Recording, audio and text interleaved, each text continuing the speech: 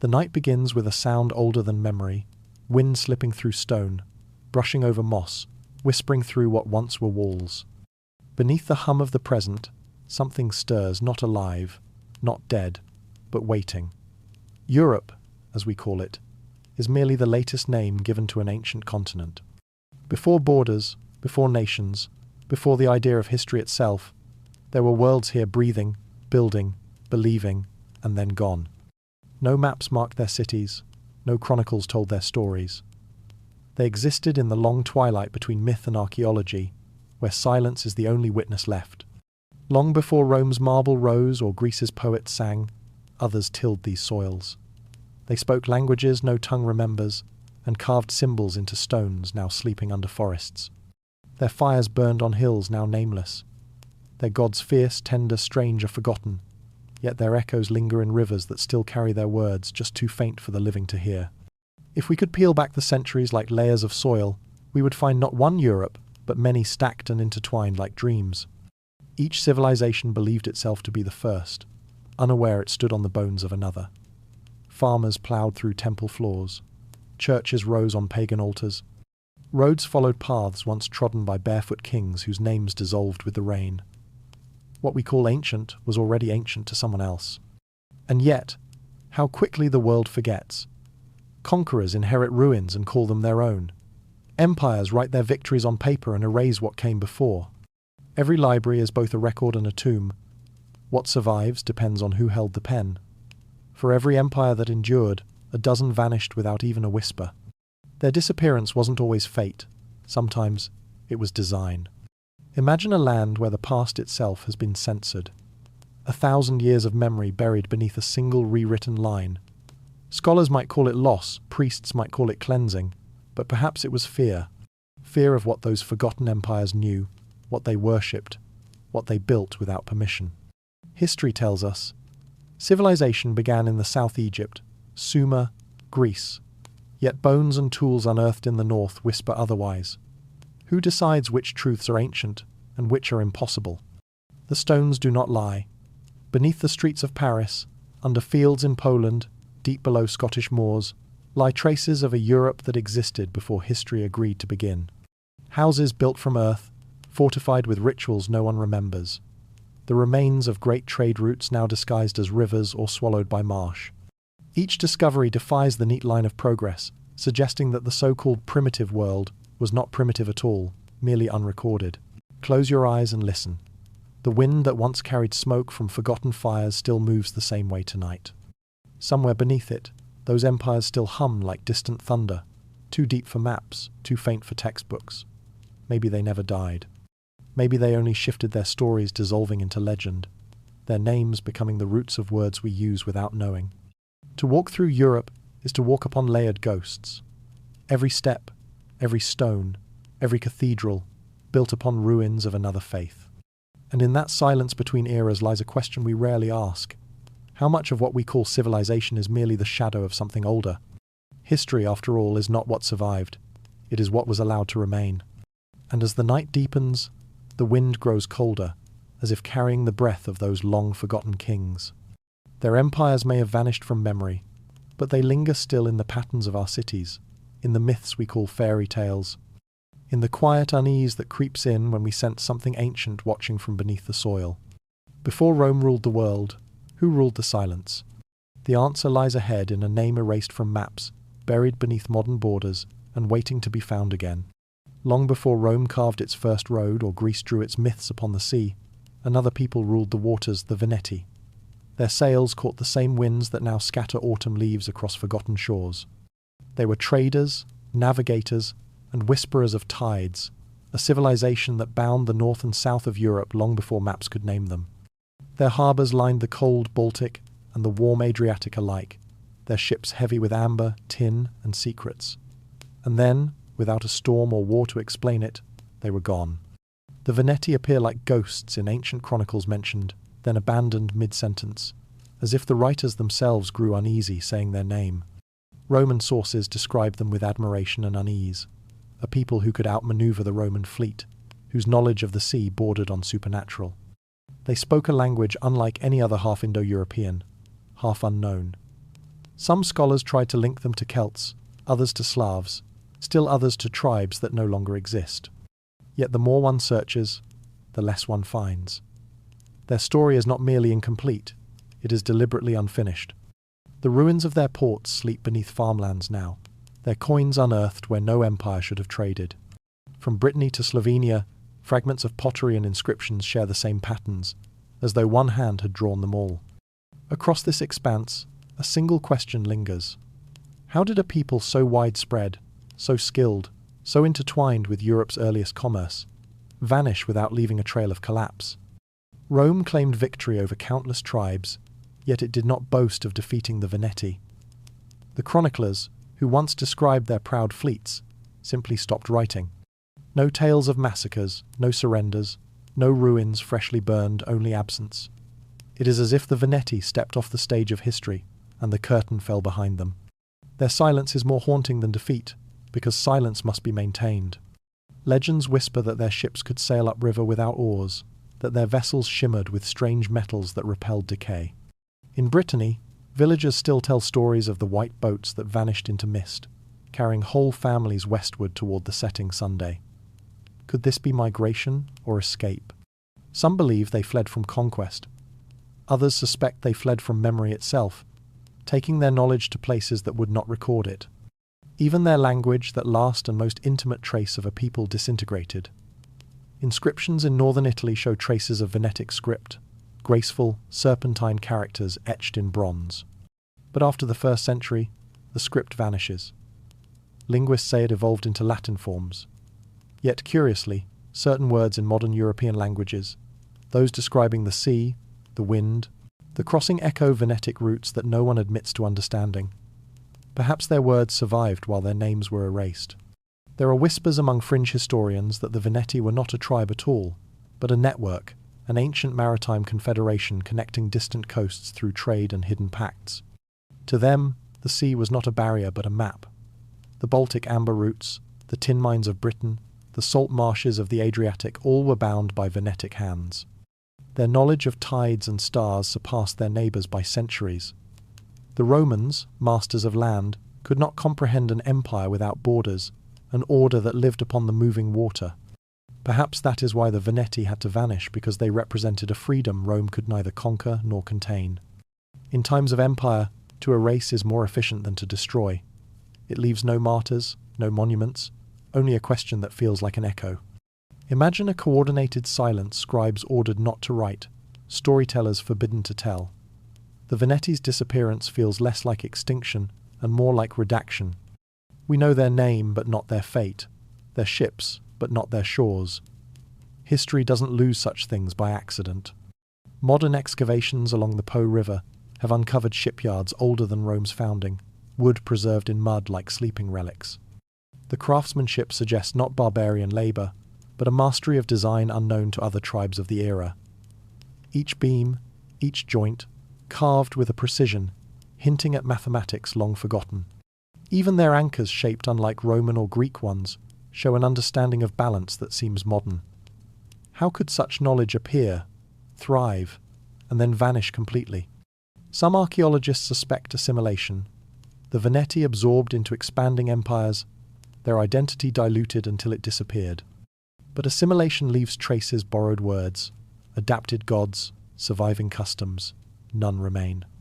It is as if every sign of them was scrubbed clean, every temple rededicated, every name rewritten in Latin. Only fragments resist erasure, coins stamped with unfamiliar symbols, ships painted on pottery, the faint outline of a cross-like emblem carved on coastal stones, a mark some claim to be their sigil. Others call coincidence.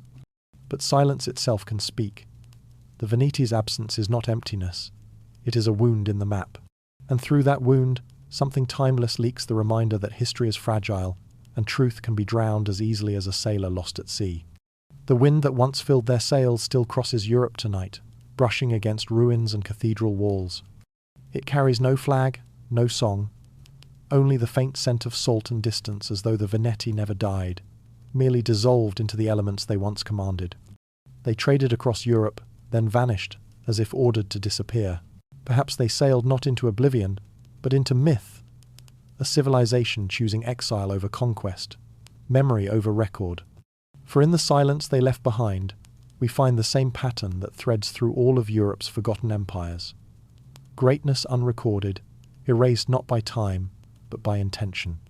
And if the Veneti could vanish so completely, what other kingdoms might lie beneath the surface of history, waiting to be remembered? From the rippling wake of their vanished fleets, the journey now turns south to another empire swallowed by sand and legend, whose light once blinded the ancient world. The kingdom of Tartessos awaits. Before the age of Rome, before the name Europe meant anything at all, there was said to be a city so radiant that even the sea mirrored its light. The ancients called it Tartessos, a name that sounds more like a memory than a place. They said its kings wore gold not as adornment but as armour, and that its rivers glittered with metal dust, carrying the sun into the western sea. For centuries, Greek sailors told stories of this golden realm at the edge of the known world, a civilization both magnificent and forbidden, erased so completely that many now doubt it ever existed. Yet the whispers persist, like surf against buried stone. Tartessos was not myth to the Greeks. Herodotus, the father of history, described it with the precision of one recording fact. He spoke of its wealth beyond measure, its wise king Arganthonios, and its alliance with the first Greek explorers who dared sail past the Pillars of Heracles, what we now call the Strait of Gibraltar. To them, Tartessos was not a fantasy but a beacon, a real empire glimmering at the far edge of their maps. And yet, not long after it appeared in their writings, it vanished. Not conquered, not destroyed, simply gone. Archaeologists have long sought the ruins of this empire. Some point to the mouth of the Guadalquivir River in southern Spain, where traces of immense ancient settlements lie beneath layers of mud and salt. Others look toward Huelva or the Doñana marshes, where sonar scans hint at geometric patterns, walls, harbours, and roads buried under centuries of shifting sediment. A few whisper of artifacts unearthed and quietly reburied, relics that don't fit the accepted timeline, metals too refined for the supposed Bronze Age. Each discovery is met with silence, denial, or quiet removal from record. It's as if Tartessos still lies under an embargo of history. Ancient texts describe it as a place of music and light, its temples draped in silver, its palaces echoing with languages older than Greek or Phoenician. The Tartessians worshipped gods of both earth and sky, bridging mythologies from Africa and Europe, suggesting a fusion of cultures far ahead of its time. Their artisans mastered metallurgy on a scale unmatched until centuries later. How could such advancement appear, and then vanish without leaving a trace in the lineage of civilization? Perhaps that is precisely why it was erased. If Tartessos truly existed as described a Western cradle of knowledge, older and wealthier than the Greek world itself, it would fracture the neat chronology of progress that historians depend on. It would suggest that civilization flowed not only from east to west, but also from west to east. That idea, for centuries, was heresy. Scholars preferred to treat Tartessos as a legend, a cautionary tale of hubris, or an echo of Plato's Atlantis. Yet every legend begins somewhere. The few surviving inscriptions attributed to Tartessos reveal symbols that resemble no known alphabet, hinting at a lost linguistic branch perhaps connected to Iberian or Etruscan, perhaps something entirely unique. Even their name may have been borrowed or disguised. Some historians argue Tartessos was never the name of the people at all, but the label given by outsiders to a civilization that called itself something we no longer remember. Their own word for their home may now sleep beneath the dunes, buried with the bones of their language. Greek sailors told of vast marketplaces, where merchants traded gold for knowledge, navigational secrets, celestial charts, rare metals that gleamed with unnatural brilliance. The Tartessians were said to possess maps showing lands far beyond the horizon coasts that official history claims were unknown for millennia more. Could they have reached the Atlantic Islands, or even the distant Americas, long before Columbus was born? It sounds impossible. But impossibility is often the first refuge of the comfortable. What remains of Tartessos are fragments, a handful of golden goblets, engravings of ships with unfamiliar designs, and the faint suggestion of a lost order hidden beneath layers of political convenience. Some modern researchers claim Tartessos may have been the bridge between the known and the mythical, the living memory that later became the story of Atlantis. Both speak of cities swallowed by water, of divine punishment, of a people too proud, too advanced, too close to the forbidden fire of the gods. But perhaps the destruction of Tartessos was not a divine act at all. Perhaps it was human, deliberate, strategic, and quiet. History often protects its hierarchy. To acknowledge a Western empire predating Greece or Rome would force the rewriting of every map, every origin myth, every story of who first brought civilization to Europe. It is easier to bury such a place under myth than to confront what it reveals about our past, that the so-called beginnings were already echoes of something older. Standing on the southern coast of Spain, the wind carries a faint metallic scent, as though the sea itself still remembers. Beneath the dunes, sonar and legend converge outlines of streets, ports and pillars that should not be there. And in that uneasy silence between science and myth, Tartessos breathes, not a city of fantasy, but a real empire swallowed by time and convenience. An empire of gold and silence erased before history began. Maybe Tartessos did not fall. Maybe it was hidden, not lost, but deliberately submerged beneath the sands of modernity. Perhaps the last of its kings understood that some truths cannot survive exposure, that power must sometimes sink to endure. The sea takes, but it also preserves. Someday, perhaps, the tide will turn and reveal the shining stones once more. For now, we are left with questions glimmering beneath the surface, golden, unreachable, and alive. And as we leave the southern sands behind, the wind shifts again, colder now, carrying us toward the grey edges of the known world to the northern fog, where another vanished kingdom once dared to exist beyond the reach of Rome. At the farthest edge of every ancient map, beyond the jagged northern coasts, there was a single word written in cautious ink, Thule. It stood where the world was said to end, a land wrapped in mist and endless daylight, where the sun never set and the sea turned to glass. To the Greeks, it was a rumour. To the Romans, a challenge. And to us, it remains a haunting question. Did they find a kingdom at the edge of the world, or the fading memory of something far older? The earliest account comes from Pytheas of Massalia, a Greek explorer who claimed to have sailed beyond Britain in the 4th century BCE. He spoke of a land 6 days' journey north of the Orkneys, where the sea became sluggish, and the horizon glowed as though dawn and dusk had merged. The locals, he wrote, lived beside frozen oceans, growing grain under a midnight Sunday. Scholars mocked him, calling Thule a fantasy. Yet centuries later, Roman chroniclers would repeat his words, tracing routes toward the same unreachable north. If Pytheas lied, he lied with precision. His distances match real oceanic routes toward Norway and Iceland. His descriptions of perpetual daylight align perfectly with the Arctic Circle. But his Thule was not barren, it was fertile, cultivated, alive. He spoke of bees, farms, and temples of unknown design. How could such a place exist at the frozen end of the world? Some historians have argued that Thule was simply Norway. Others claim Iceland, the Shetlands, even Greenland. Yet none fit completely. Each candidate matches part of the myth, but not the whole. Pytheas' sea of glass may have been slush, ice, or something else entirely. Something not of ice, but of memory. For Thule, in every ancient telling, feels less like a destination, and more like a ghost. A memory of a civilization drowned beneath the cold. Modern researchers have begun to wonder if Thule was not a single island, but a remnant of an older world, one that existed before the last great freeze. 10,000 years ago, vast stretches of the northern Atlantic coastline were dry land, fertile plains now buried under icy water. Glacial melt reshaped continents, swallowing entire regions that no record remembers. Could Thule have been one of these, a thriving kingdom erased when the ice returned? Imagine standing on a northern shore, centuries before Rome, watching the sea creep higher each year. Villages vanish, ports are abandoned. Survivors flee south, carrying their stories of a vanished homeland tales that harden into myth by the time the Greeks arrive. To them, Thule was not a fable. It was a memory spoken by exiles. The Romans would later pursue it, not knowing they were chasing ghosts born of catastrophe. Even today, the Arctic keeps its secrets. Beneath the North Sea, sonar scans reveal the ghost of a drowned landscape known as Doggerland Hills, rivers, even possible settlements now hidden beneath the waves. If such a world could vanish within human memory, then why not Thule?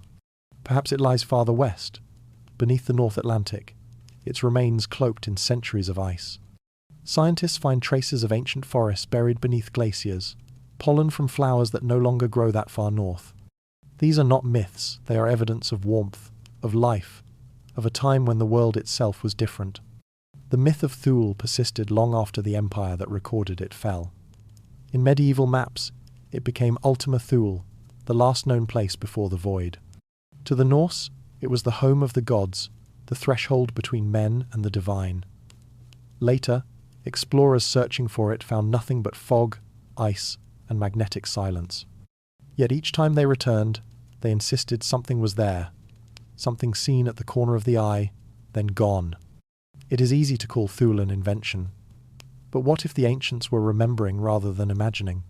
What if they carried inherited memories, cultural fossils of a lost northern world, half buried beneath myth, half buried beneath the sea?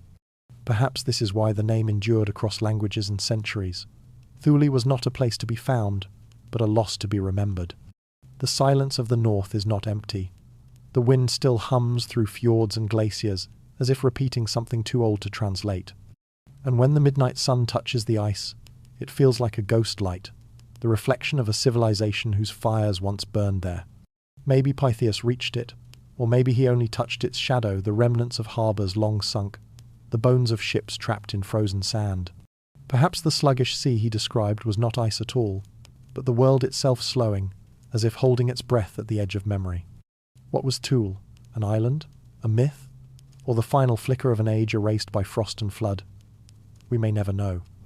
Yet its story lingers precisely because it cannot be proven, because part of us still feels that something waits beyond the maps, beyond history, just out of reach. And so the north closes behind us, its mist swallowing the past once more. As the cold deepens, the journey turns east, toward lands where forgotten gods once ruled, their kingdoms hidden not beneath ice, but beneath the ink of rewritten chronicles. Long before cathedrals pierced the sky, before Latin prayers echoed across the continent, the east of Europe glowed with a different kind of faith, one that spoke not of salvation, but of balance. Forests were temples, rivers were deities, and the turning of the seasons was a covenant older than any book. In those forgotten centuries, vast pagan empires ruled the lands between the Baltic and the Black Sea. They were not tribes of superstition, as later conquerors claimed, but confederations bound by complex law, trade, and cosmology. Their world was alive, every tree, every storm, every star participated in its own sacred order. To the west, they were labelled barbarians. To themselves, they were guardians of a harmony the rest of the world had forgotten. Across the lands of modern Poland, Ukraine, and the Balkans stretched networks of wooden fortresses, sun temples, and market cities. The gods they worshipped were not cruel but cyclical gods of the field and forge, of fertility and thunder, of death that led to rebirth. They did not fear the dark, they understood it as half of the light. Their priests, the Volkhvs and Jrets, served not kings, but the balance of the world itself. The chronicles that remain most written by their enemies call them heathens. But between the lines, another image emerges, a civilization with its own architecture, trade routes, and astronomy. The Slavic, Baltic, and Scythian realms shared symbols, customs, and oral traditions stretching back millennia. Their calendars tracked solstices with the precision of modern science. Their idols faced not east or west, but toward the rising sun of midsummer, a cosmic alignment forgotten until rediscovered by archaeologists centuries later. They were not lost in darkness. They simply worshipped light differently. When Christianity spread eastward, it did not bring civilization, it brought revision. Missionaries came armed not only with faith but with quills and fire. Pagan temples became churches. Wooden idols were torn down and replaced with crosses carved from the same sacred oak. The chronicles of the conquered were rewritten, retranslated, or destroyed entirely. What survived of the old world became cautionary legend, witches, forest spirits, demons. But these monsters were once gods, and their stories were once prayers. The shift was not immediate. For generations, pagan cities resisted conversion. Fortresses along the Dnieper and Vistula stood defiant, their banners embroidered with symbols of the sun, moon, and serpent. Some regions blended faith's saints renamed from gods, rituals repurposed into holy festivals. The church tolerated it briefly, then purged it violently. Fire replaced compromise. Monasteries rose on the ashes of sacred groves, their stones mortared with the bones of idols. And in the centuries that followed, Europe began to forget what it had destroyed. What if the Dark Ages were not dark, just hidden behind burning manuscripts? The notion that civilization arrived with Christianity is a convenient story told by the victors, but evidence unearthed from riverbeds and burial mounds tells otherwise. Ornate jewelry, advanced metallurgy, and vast trade networks reveal a society not of chaos but of complexity. Pagan kings signed treaties in runes and ruled by counsel, not decree. Women held priestly roles. Knowledge passed orally through story, song, and star. When those voices were silenced, it was not ignorance that filled the void, but control. History often frames the Christianization of the East as enlightenment. Yet what if it was the opposite, a deliberate dimming of older wisdom to make room for new authority? The destruction of libraries, the burning of chronicles, the erasure of ancestral names were not accidents of war. They were acts of policy. The past had to be rewritten to justify the new present. Those who remembered the old gods were branded heretics, pagans, witches, not because they were dangerous, but because they remembered. Still, the memory of those empires refuses to die. In the folk songs of the Carpathians, in the runic patterns woven into Baltic linen, in the midsummer fires that still blaze in Slavic villages, fragments of that ancient world persist. When peasants leapt over flames for luck or whispered to the river before a journey, they were continuing rites thousands of years old. Even the architecture of some Orthodox churches retained subtle pagan geometry, domes, shaped like the sun, spires aligned with constellations once sacred to Perun, Dajbog, and Mokosh. To the modern mind, it is easy to see the pagans as scattered peoples. But what if they were never scattered at all? What if their tribes were chapters of one vast civilization, a spiritual confederation stretching from the Baltic to the Balkans, unified not by conquest but by belief? Some archaeologists speak of the old European network, a prehistoric system of shared culture that survived longer in the East than anywhere else. Its fall, they say, marked the true end of Europe's native civilization. Everything after was imported memory. The silence that followed conversion was not the silence of ignorance, it was the silence of censorship. The songs, once sung freely beside fires and rivers, went underground. Myths were recast as fairy tales. Goddesses became saints, and their stories rewritten to fit new scripture. Yet, in the hush between prayers, the old names still echo whispered in the wind, carved on hidden stones, encoded in lullabies. Mothers still sing without knowing their meaning. Perhaps the so-called Dark Ages were never dark. Perhaps they were blinding, illuminated by a kind of light that history could not bear to preserve. A light too wild, too ungoverned, too human. And when that light was finally snuffed out, it left the East colder, but not empty. Beneath its soil lies a buried continent of faith and order that predates kings and crosses alike. As the last embers of that forgotten world fade, the night draws in again, heavy with fog and salt. South of these forests, past mountains that once echoed with pagan drums, lies another lost empire. This one did not burn in conversion. It drowned beneath the waves. There was once a kingdom that touched every shore of the Adriatic, a land of silver mountains and emerald coasts, ruled by warriors and queens, whose names the sea still murmurs. They called it Illyria. To the Greeks, it was both neighbour and enigma, a place of fierce independence and strange beauty. To the Romans, it was a problem that would not submit. And yet today, Illyria exists only as a ghostly word, echoing faintly in old chronicles and half-erased maps. No capital survives, no script, no living tongue. An empire erased so completely, even its name became forbidden.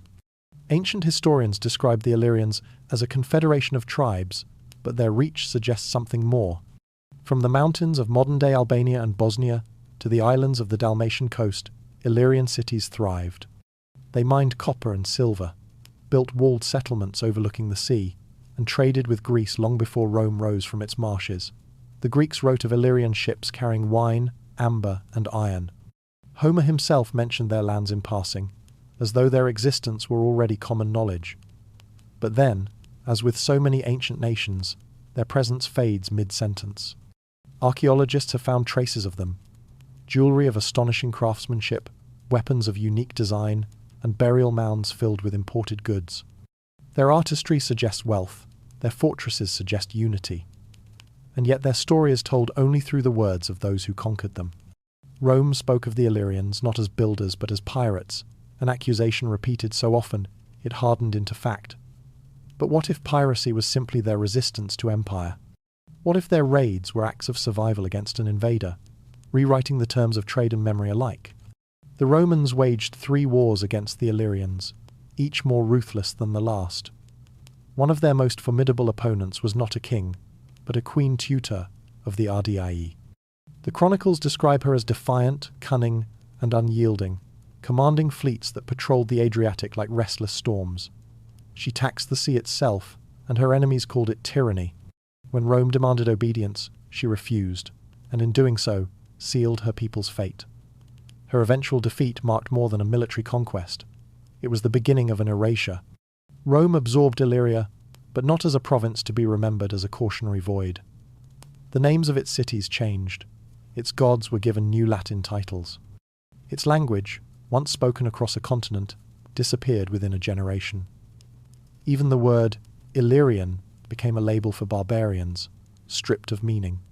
No surviving texts remain in their native tongue. It is as if the empire that once ruled the Adriatic coast was smothered under the weight of its conqueror's silence.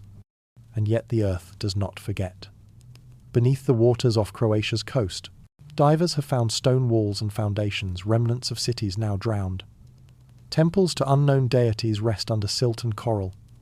Some are perfectly aligned to the solstices, like those of distant Britain. How could such knowledge travel across seas unless these ancient peoples shared something deeper than trade? Perhaps a philosophy, a map of meaning that once united early Europe before history fragmented it. The Romans called their campaigns pacifications, as though they were bringing peace to chaos. But what if the chaos was only Rome's inability to understand a world it could not control? The Illyrians worshipped deities of wind and mountain, of fire hidden within stone. They held rites that celebrated both the living and the dead as equals. To them, death was a passage, not an ending. Perhaps this belief made them dangerous, a people who could not be conquered because they did not fear what lay beyond. Their disappearance was too clean to be natural. Conquered peoples often leave traces, dialects, traditions, folk names. Yet Illyria left almost nothing, as though Rome erased not just its people, but the very memory that they ever were. This level of silence suggests intent. The empire that prided itself on record-keeping suddenly forgot an entire civilization it had spent centuries subduing. Could it be that Illyria represented something Rome wished the world to forget? A rival model of power, one rooted not in domination but in balance between land and sea, tribe and temple, king and queen? In fragments of folk legends scattered through the Balkans, echoes remain. Stories of serpent queens who ruled the waters, of hidden gold beneath mountain lakes, of a city that sank after refusing to bow. They are dismissed as folklore, yet their geography matches Illyrian heartlands. Perhaps the people who told them remembered more than they realized, memories disguised as myth, surviving in the only form Rome could not destroy. To stand on the Dalmatian coast at dusk is to feel that ghost still breathing. The sea glows faintly, as if reflecting fires long extinguished.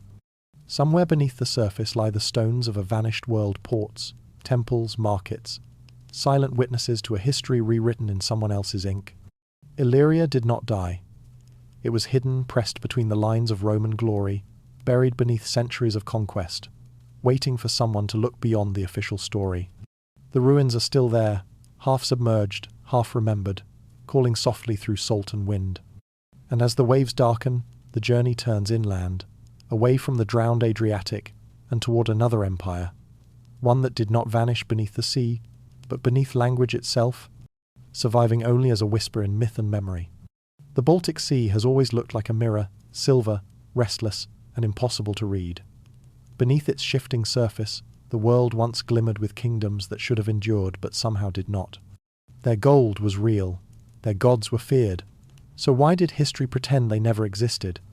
Before the rise of Rome, and long before Christian bells began to echo across Europe, the northern coasts of the Baltic were ruled by monarchs, whose names now survive only in whispers, fragments preserved in folk songs, burial mounds, and strange inscriptions carved into amber.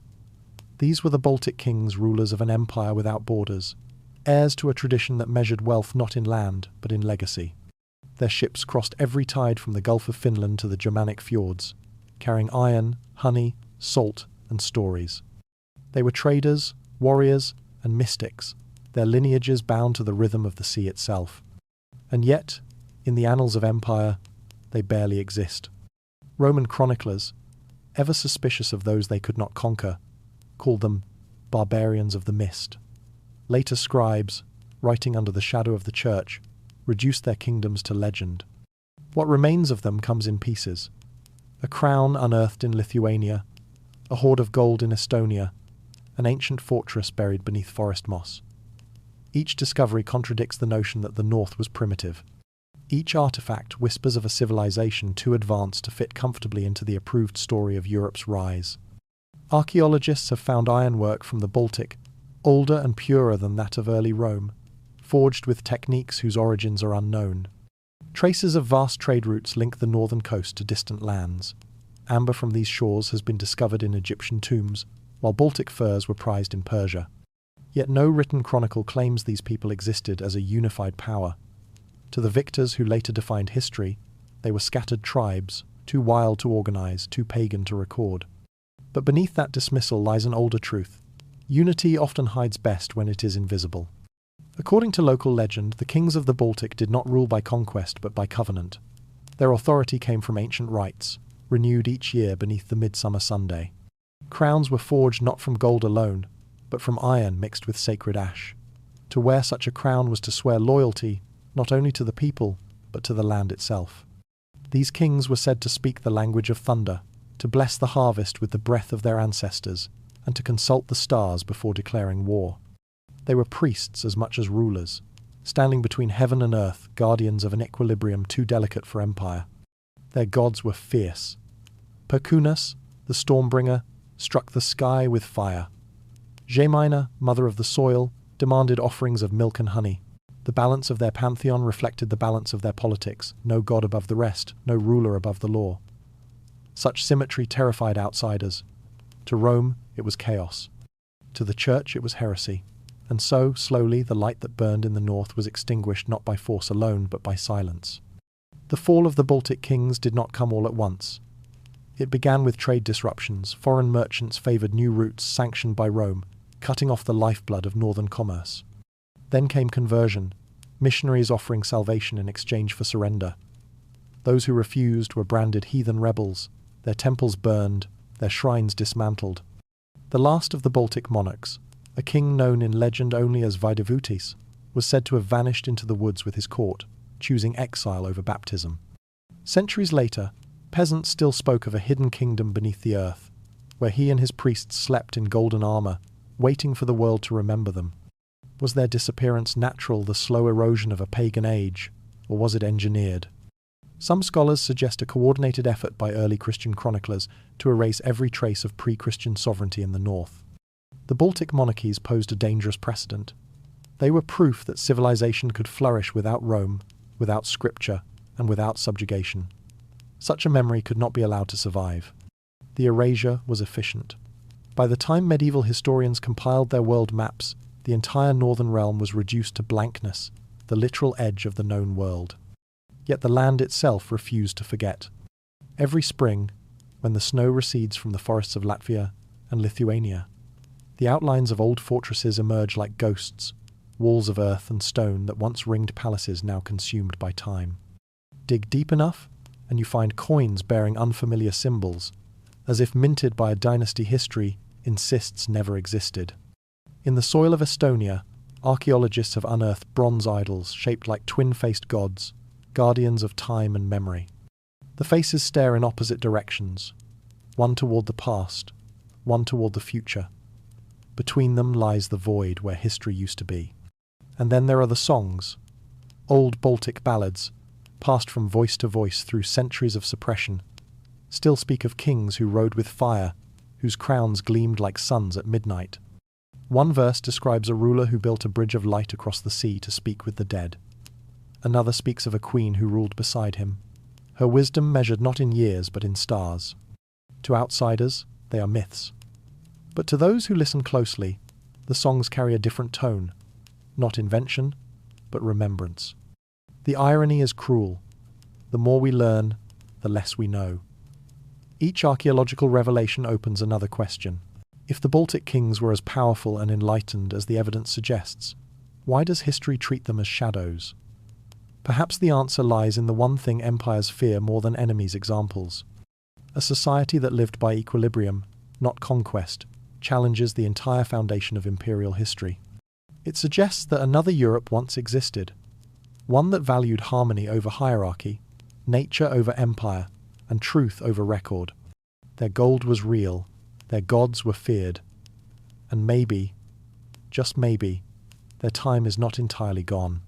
For every ruin buried, another rises in the mind, a reconstruction of what once was and what could be again. The forests still whisper their names, the sea still hums their hymns in the language of the tide. And from these haunted shores, our story drifts westward toward a land that exists half in legend, half in memory, where myth and monarchy intertwine. The journey continues, crossing from the world of forgotten kings to the shimmering echo of Avalon. They called them tribes because empire was too dangerous a word. When we speak of the Celts, we imagine a scattering of painted warriors, hilltop forts, and village chieftains bound loosely by tongue and custom. That is the image we inherited: chaotic, tribal, primitive. Yet the artifacts, languages, and sacred alignments tell a different story. Beneath the layers of conquest and rewriting lies the possibility of something far greater. A pan-European civilization that once stretched from Ireland to Anatolia, from the mist of Scotland to the mountains of Spain, a Celtic empire that was never allowed to be remembered. The Romans called them barbarians. But what if the Celts were not Rome's opposite, but its predecessor, a vast cultural system, with cities, laws, and priestly orders older than the Senate itself? To explore that idea is to walk into forbidden territory, because it unravels one of history's most carefully maintained illusions, that Europe's civilization began with Greece and matured with Rome. The evidence, scattered like embers, suggests that the Celts once held a light all their own. Archaeology offers glimpses of this vanished unity. Across the continent, the same spiral patterns emerge, carved into stones in Ireland, etched into weapons in Gaul, woven into textiles found in Austria. These motifs predate Rome by centuries, yet share geometry precise enough to imply a shared philosophy, perhaps even a shared calendar. From the salt mines of Hallstatt to the sacred springs of Gaul, Celtic craftsmanship shows a mathematical grace that belongs to a centralized culture, not isolated tribes.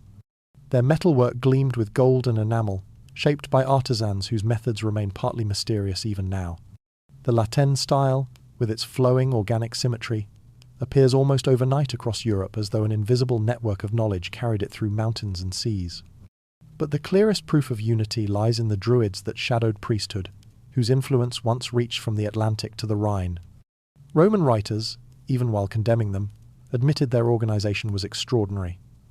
They met annually at sacred groves to decide law, settle disputes, and maintain oral records.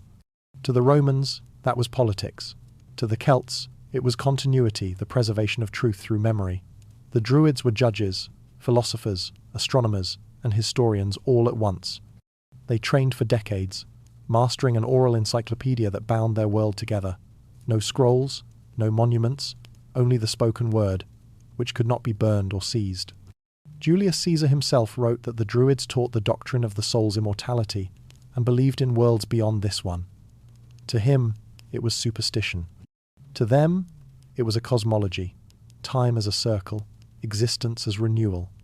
Such ideas were not primitive, they were profound. The same metaphysics later echoed in early Christian mysticism, and even in Eastern philosophies. Yet Rome labelled them dangerous, not because they were wrong, but because they were independent.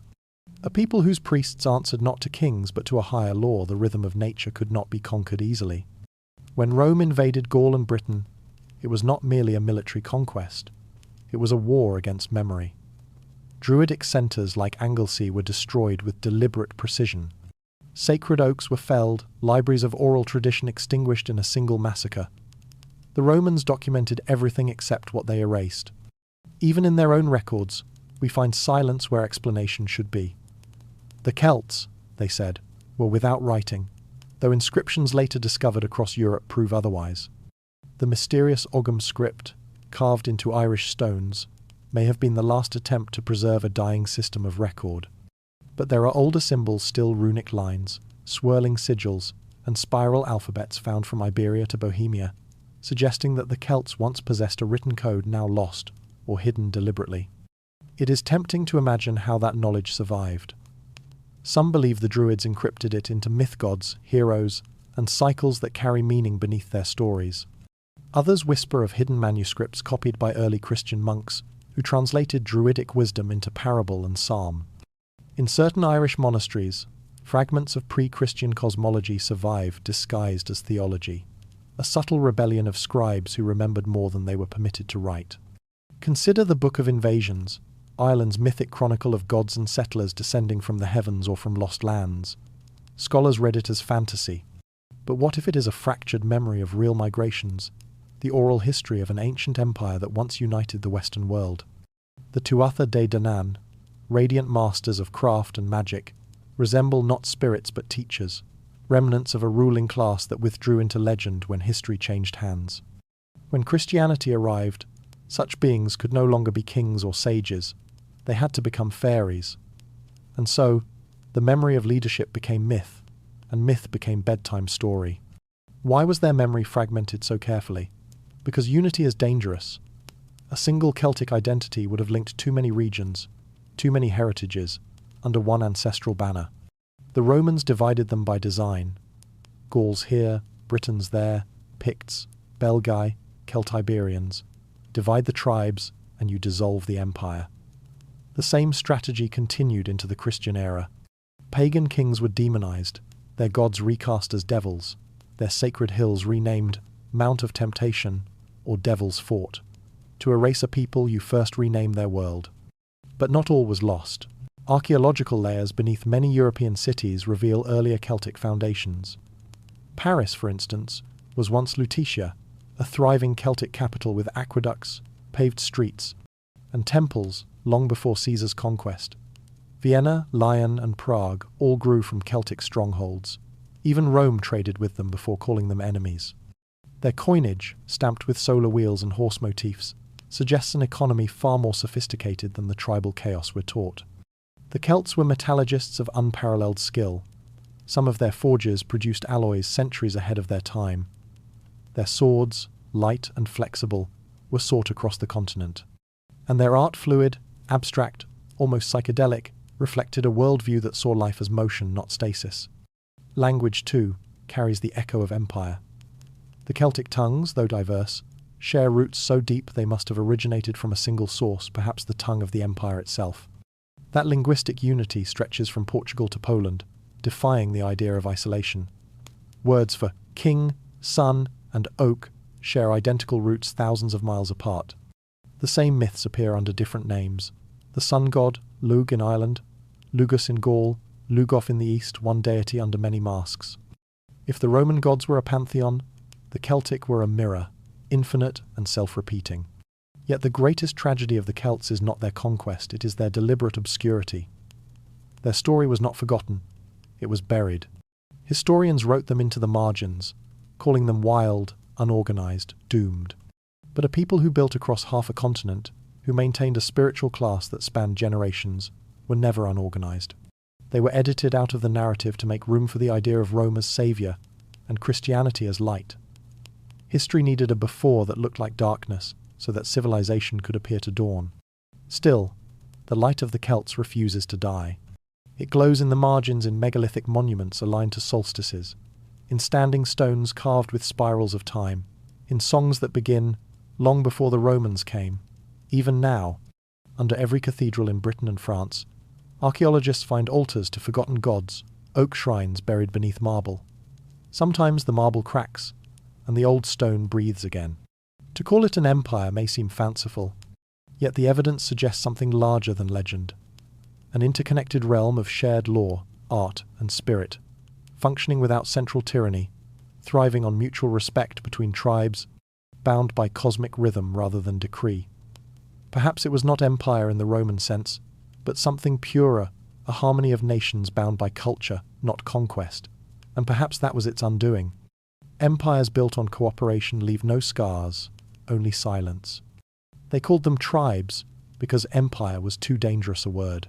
But if we listen closely, we hear it still in the languages that refuse to die, in the myths that return no matter how often they are baptized, in the fire festivals that light up midsummer nights. Each flame, each song, is an act of remembrance, a quiet defiance against the centuries of erasure. The Celts may not have left us a written history, but they left something more enduring, a pulse, a rhythm beneath the surface of Europe, steady as a heartbeat, waiting to be heard again. And when it is, perhaps the world will realize that history was never linear, only rewritten. From these Celtic ghosts, the path descends into silence. The monasteries await candlelit vaults, where forbidden chronicles were copied in secret, where the voices of erased empires found refuge under the guise of holy text. There, in the dim glow of ink and wax, history begins to whisper again. In the hush of medieval nights, when candles were the only witnesses to human thought, the monks began to write. Inside cold stone scriptoria, they bent over parchment, as though listening to the whispers of heaven itself. Quills dipped in ink moved like slow rain across the page.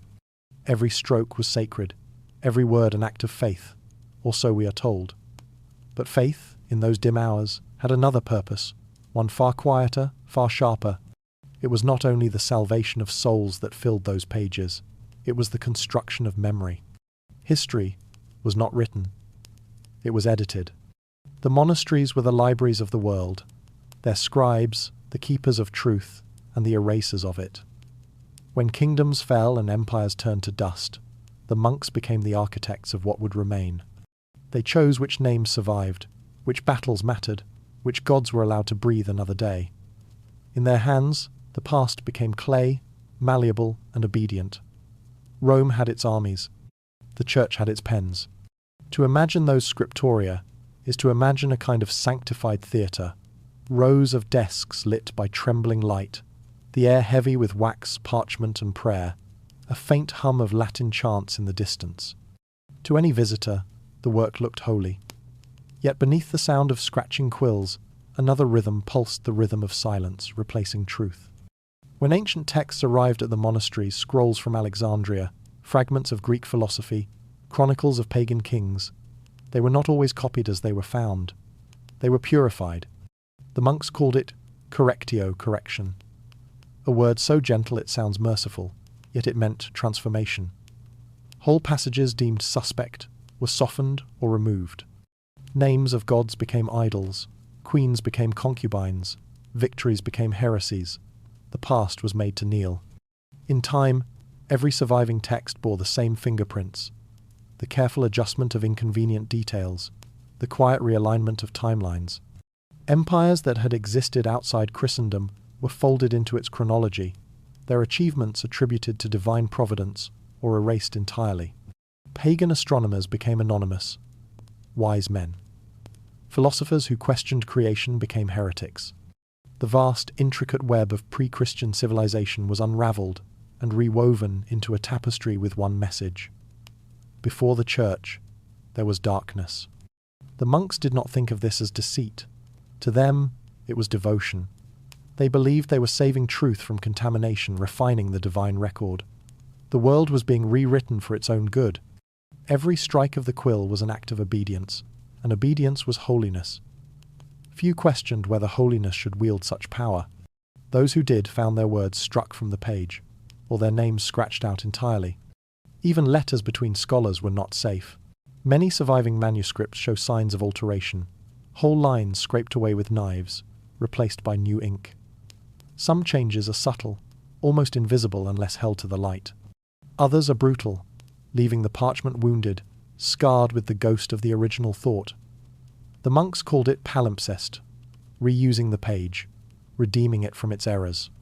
How many lost empires, forgotten inventions, or forbidden philosophies were washed away in that ink? We cannot know. What we hold now as medieval truth may be nothing more than an echo of what was permitted to remain. It was through these edits that Europe's collective memory was sculpted. The church became the axis of time itself. Everything before it was ancient, a word that soon came to mean irrelevant. Everything outside it was heathen, a word that soon came to mean evil. Once these labels took root, they grew like ivy over the ruins of real history, covering whole civilizations with green oblivion. The pagans of the north, the philosophers of the east, the matriarchs of the south, all vanished not by fire alone, but by omission. There were exceptions, of course. A few monks, anonymous, careful preserved what they could. Between lines of psalms, they hid marginal notes, snippets of older texts, fragments of banned legends, diagrams of stars no longer blessed by theology. Some copied entire pagan chronicles and disguised them as saints' lives, replacing God's names with divine messengers or angels. Their faith was not blind, it was conflicted. Perhaps they understood that to destroy knowledge is to destroy creation itself. Still, the system held. For nearly 1,000 years, the past belonged to parchment. Whoever controlled the quills controlled the story, and the story became truth. To this day, historians find peculiar inconsistencies, sudden gaps in dynasties, anachronisms in maps, misdated eclipses. They call them clerical errors. But what if they were not errors? What if those gaps are the seams of editing, where the past was sewn together from pieces that did not fit? A misstated king, a missing city, a silenced queen, each one a stitch in a pattern designed to lead belief in one direction and nowhere else. The irony is that much of our history's holiness rests upon those same pages. The beauty of illuminated manuscripts distracts from the darkness within. Gold leaf glimmers over redacted truth. Angels dance around rewritten words. Even the act of illumination adding light becomes symbolic of what the Church claimed to do with memory. Replace shadow with radiance, chaos with order, truth with obedience. We often imagine censorship as violence, the burning of books, the silencing of voices. But in the monasteries, it was quieter, almost tender. The monks did not destroy, they transformed. They replaced a world of many gods with one, a history of many empires with a single divine plan. It was not rage that guided them, but certainty, and certainty is the most elegant form of control. As centuries passed, this rewritten past hardened into doctrine. Schools taught from corrected chronicles. Kings ruled by divine lineage, traced only through the approved record. The Church became both the guardian and the gatekeeper of time. To question its version of events was to question reality itself. Even now, the shadow of their edits remains. We live within the story they constructed, often forgetting it was ever otherwise. Yet, somewhere beneath those layers of sanctity lies the original parchment scraped, rewritten, but not entirely erased. The faint impressions of forbidden words still sleep there, waiting for the right light to reveal them. The truth does not die easily. It lingers in the margins, invisible to those who refuse to look. The monks, in their silence, became both the keepers and the thieves of history. Their scriptoria were not just rooms of faith, but laboratories of narrative places where entire empires could be unmade with the flick of a quill. And in the glow of a single candle, one scribe at a time, the world we know was written into being. But the story does not end with them. For every word they concealed, someone tried to preserve it hidden in maps, coded in art, whispered in legend. Those who dared to remember would become the heretics of the next age. And from these quiet rooms of holy ink, our path now leads to them, the keepers of the forbidden maps, the custodians of memory who refuse to let history be edited into oblivion. In an age when the world was believed to be known, there were still men who dared to draw what was not supposed to exist. They were mapmakers, monks, sailors, mystics, who lifted their quills against the boundaries of faith and empire. Their maps were not just records of geography, they were acts of rebellion. Each line they drew, each island they inked, whispered of something beyond the Church's sanctioned creation. They mapped what the Church said could not exist and vanish soon after. To understand their danger, one must first understand the sacredness of the map in the medieval mind. A map was not merely a tool, it was theology on parchment. The world itself was a sermon. Jerusalem at its center, paradise to the east, hell somewhere below. Everything else, the mountains, the seas, the margins, served to reinforce divine order. What lay beyond that circle was not to be drawn. To depict the unknown was to question the perfection of God's creation. But then, there were those who saw more. Sailors returned from long voyages, whispering of lands not in the holy atlases, coastlines shaped like crescents, islands that gleamed beneath the midnight sun, mountain chains that glowed even in shadow. Monks at coastal abbeys listened, wrote quietly, and, sometimes, drew. Their lines began to stretch beyond the margins. The world began to grow. One of the first of these heretic cartographers was a man known only as the Monk of Hereford. His world map, completed around the year 1300, looks pious enough: rivers of Eden, towers of Babel, beasts of Revelation. But at the far north, in the white space of eternal ice, he drew something strange. A circular island surrounded by 4 rivers, a place he called Hyperborea. To the casual eye, it was decoration. To the initiated, it was a memory. The ancients had spoken of Hyperborea as a paradise beyond the north wind, a civilization untouched by time. Why would a Christian monk include it, unless he believed, or had been told, it was real? The church allowed certain myths to survive, provided they remained allegory. But Hyperborea was not allegory, it was location. And to include it was to suggest that there existed an ancient world older than Genesis, a geography outside divine order. Soon after the Hereford map appeared, other versions of the world began to surface, maps that contradicted doctrine. Some placed lands beyond the Atlantic, drawn with unnerving accuracy centuries before Columbus. Others showed the Antarctic coastline not frozen, but green, fertile, alive. These were not visions of fantasy. They were too precise. Someone long before had seen them. Take the Piri Reis map, drawn in 1513 but based, as its creator admitted, on ancient charts from before the flood. It depicts the western coast of Africa and South America, but also a detailed outline of Antarctica, free of ice. Modern science would not confirm that hidden coastline until the 20th century. How did a 16th century Ottoman admiral know what lay beneath 2 miles of frozen water? Either he invented it, or he inherited it. The inheritance theory unsettled everyone. When the map was rediscovered in the 20th century, historians tried to dismiss its anomalies as artistic coincidence. Yet the measurements match real latitude and longitude. The precision is undeniable. Piri Reis himself claimed he compiled his map using maps drawn in the days of Alexander and the Lost Kings. Lost Kings. The phrase haunts every scholar who has dared to look. But Piri Reis was not alone. The Venetian cartographer Fra Mauro, working in the 15th century, drew a world far larger than the church permitted. His map shows lands across the Southern Ocean, connected by sea routes unknown in his time. He wrote of ships sailing beyond the Pillars of Hercules and returning with stories of new islands and cities. His patrons demanded that he remove those inscriptions before the map's consecration. Some say he refused, and the original vanished. Even earlier, Arab and Byzantine scholars recorded fragments of forbidden charts maps, said to have survived from libraries destroyed in wars or burned by the church. One account describes a scroll found in Alexandria that portrayed continents unrecognizable to its readers, written in a language no one could translate. It was catalogued, then lost. Another mentions a sailor from the northern seas who carried with him a bronze tablet etched with coordinates of a vanished island. The abbots who received it sealed it away, calling it a temptation of pride. For centuries, whispers of such maps circulated through monasteries and royal courts. They were traded like relics, studied in candlelight, and sometimes destroyed the next morning. The church maintained its silence. Officially, there were only 3 continents: Europe, Asia, and Africa. Anything more was blasphemy. Yet the evidence multiplied not in words, but in images. Maps of pre-flood coastlines, diagrams of rivers that once flowed through what is now desert, islands that appear and vanish across editions like ghosts fading from memory. Some scholars claim these anomalies were creative flourishes, but others believe they were remnants copied and recopied from ancient templates, whose meaning the scribes no longer fully understood.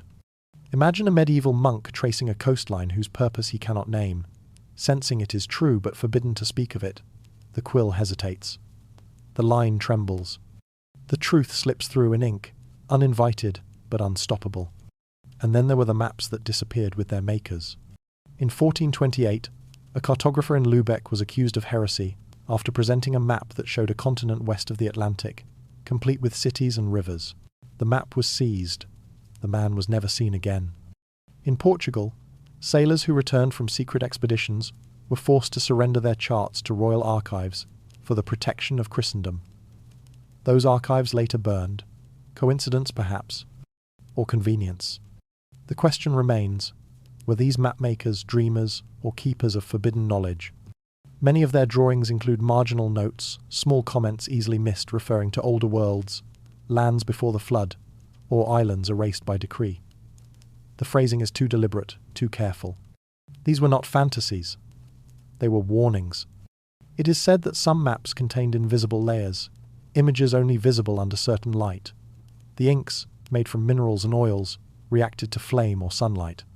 When the church confiscated them, such details vanished unnoticed. Only in recent years have restorers found faint outlines of hidden coastlines on maps once thought ordinary. The ghosts of continents rise again, one pale line at a time. What were these heretic cartographers trying to tell us? Perhaps that civilization is older than we think, that the age of exploration was not discovery, but rediscovery. That history is not a ladder, but a circle, and those who drew it knew the pattern well. They may have believed that by preserving these lines, they were saving more than geography. They were saving memory. The church, of course, saw it differently. To protect the faithful from confusion, certain maps were condemned as imago falsae images of falsehood. The world had to remain small, contained, comprehensible. A globe too vast left too much room for doubt. Doubt was dangerous. It was the crack through which heresy entered.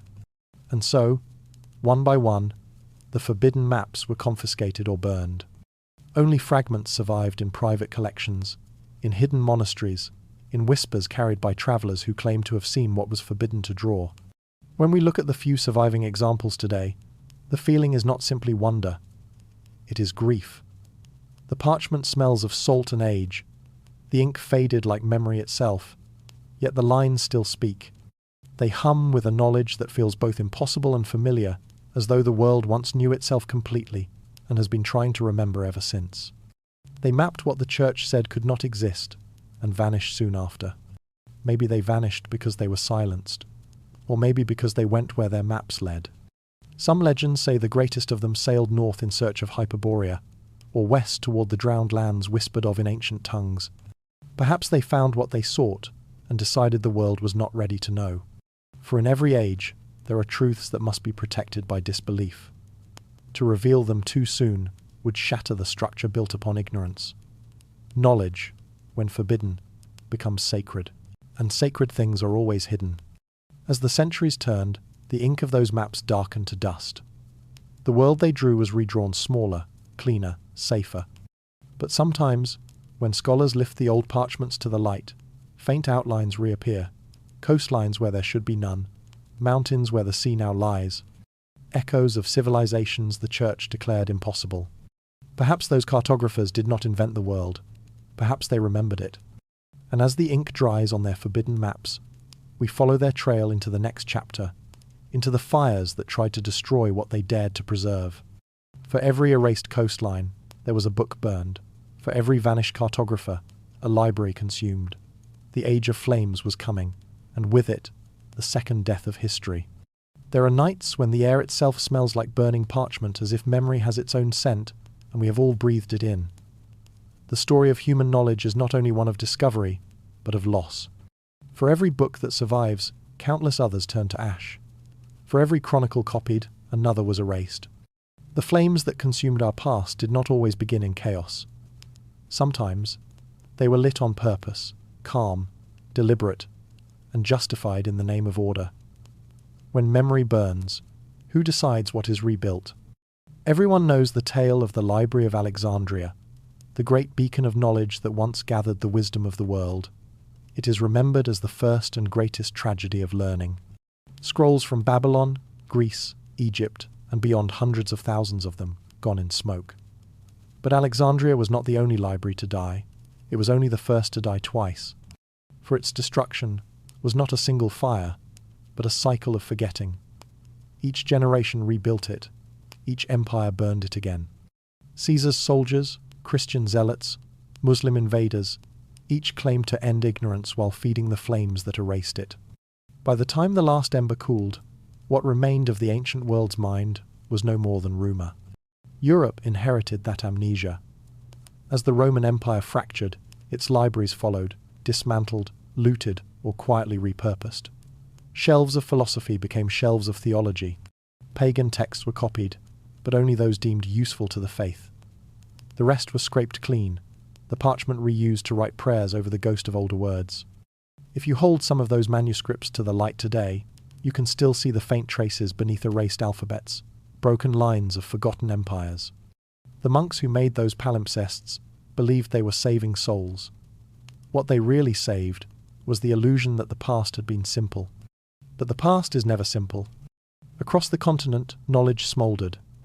When Charlemagne's reforms swept through Europe, thousands of local archives were standardized, a word that hides 1,000 losses. Whole regional histories vanished overnight, replaced by uniform scripture. Later, during the Reformation and Counter-Reformation, the flames returned with renewed purpose. Libraries in England, France, and Germany were emptied by men who claimed to be cleansing corruption. Books written by hand over centuries were tossed into rivers or used to light the candles of new faiths. In one monastery near Würzburg, it is said that monks wept as they fed their own work to the fire, reciting psalms to drown the sound of pages curling. Every time knowledge burned, the world grew quieter, not only in facts, but in imagination. Each lost text was a voice silenced, each destroyed codex a story that no longer had the power to contradict. And so, little by little, Europe forgot that it had once remembered more. Yet some fires did not come from religion, but from war. Armies understood that to destroy a people, you begin with their memory. In the Viking raids of the 9th century, entire abbeys were burned, their scrolls turned to cinders before they could even be catalogued. Centuries later, in the Crusades, libraries in Constantinople, heirs to ancient Greece and Rome, were looted by men who claimed to be defending Christendom. They carried away gold and jewels, but the true treasure, the manuscripts they sold, scattered or left to rot.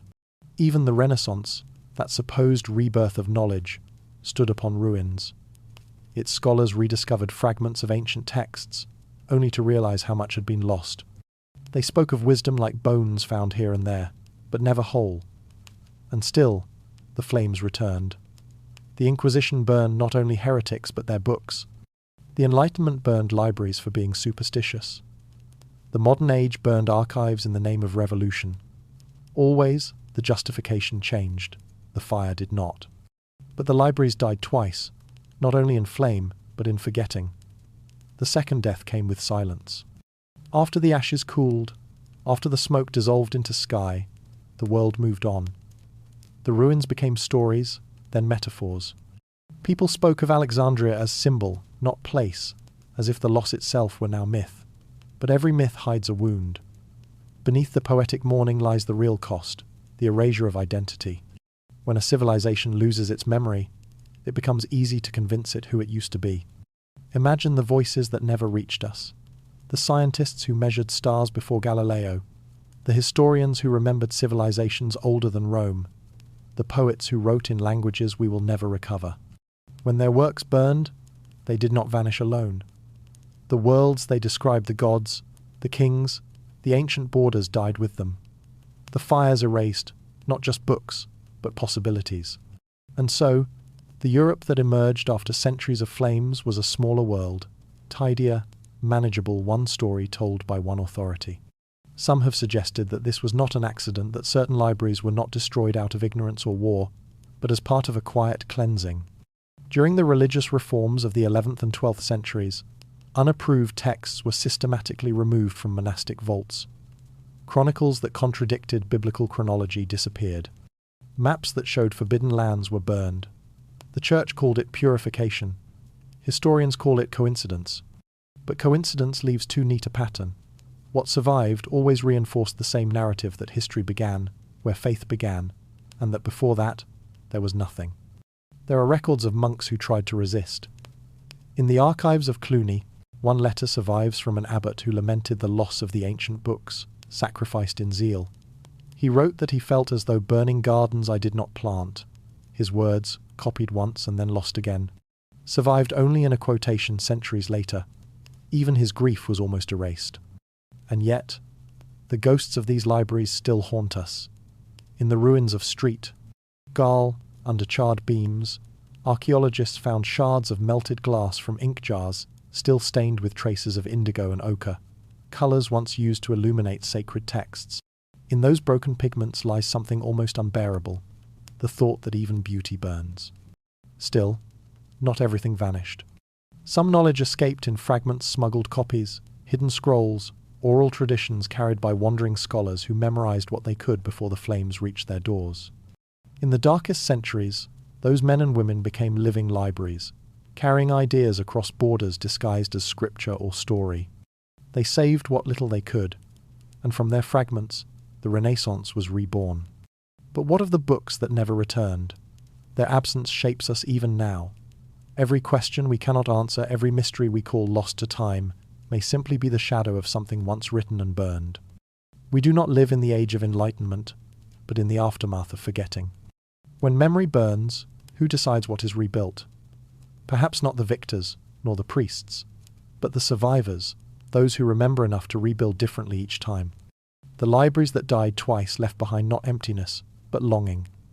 The human need to preserve, to understand, to write again. For every library burned, another was founded. For every book destroyed, a copy was hidden. The act of remembrance became sacred, not just to faith, but to humanity itself. And now, when we read in the quiet of night, surrounded by the hum of digital light, we participate in that ancient rebellion, the refusal to let silence win. The libraries are gone, but their ghosts are patient.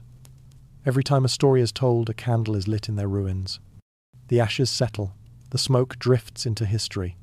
And from that soot and silence, rumours begin to rise, whispers of forgotten kingdoms and buried truths, of empires that may have survived in myth when their names were erased from maps. Because memory, like fire, does not die easily. It waits for breath, for spark, for someone willing to look into the dark and remember. There are truths so old, so fragile, that they cannot survive on parchment. When history is forbidden, it survives as bedtime stories. Beneath the layers of fairy tales and legend, there runs a second current, quiet, ancient, and persistent. It is the pulse of memory wearing the mask of imagination. For thousands of years, long after libraries burned and empires fell, our ancestors hid their truths, not in temples or books, but in tales told beside the fire. Myths, we are told, are metaphors, inventions of poetic minds, explaining what they could not yet measure. But what if they are more than that? What if myths are maps, drawn in the only medium that censorship cannot erase the human voice? Every civilization leaves behind a pattern of stories that align with real places, real events, and real catastrophes. Take, for instance, the tale of a golden land that sank beneath the waves, Atlantis, as Plato named it. To many, it is allegory, a parable about pride and punishment. Yet fragments of the same story appear across continents. In the Basque Hills, in Celtic lore, in the myths of North Africa and even Scandinavia, there are echoes of the same event, an age of light swallowed by the sea. Each culture gives it a different name, but the rhythm remains identical. Prosperity, hubris, flood, silence. Archaeologists have long dismissed such parallels as coincidence. Yet coincidence becomes persuasion when the geography aligns. Along the coasts of Spain and Morocco, sonar reveals the traces of ancient structures, concentric rings of stone buried beneath sand and silt, eerily similar to Plato's description. Farther north, in the marshes of Doñana, satellite images show geometric patterns that seem too deliberate for nature. Science hesitates. Myth remembers. The Norse sagas, too, speak of drowned worlds. In the Edda, the sea swallows not only land but memory, a cosmic winter that resets the order of time. When glaciers advanced across Europe thousands of years ago, the rising seas reshaped entire civilizations. The people who survived those floods did not write their losses, they sang them. Their descendants turned those songs into gods and heroes. Odin's one eye sacrificed for wisdom, Yggdrasil struck by storms. The endless rebirth of the world all mirror natural cycles of destruction and renewal. But somewhere within the poetry lies data, a memory of ice melting, of continents changing shape. Arthurian legend follows the same pattern. Beneath its chivalric veneer hides geography that feels older than its medieval disguise.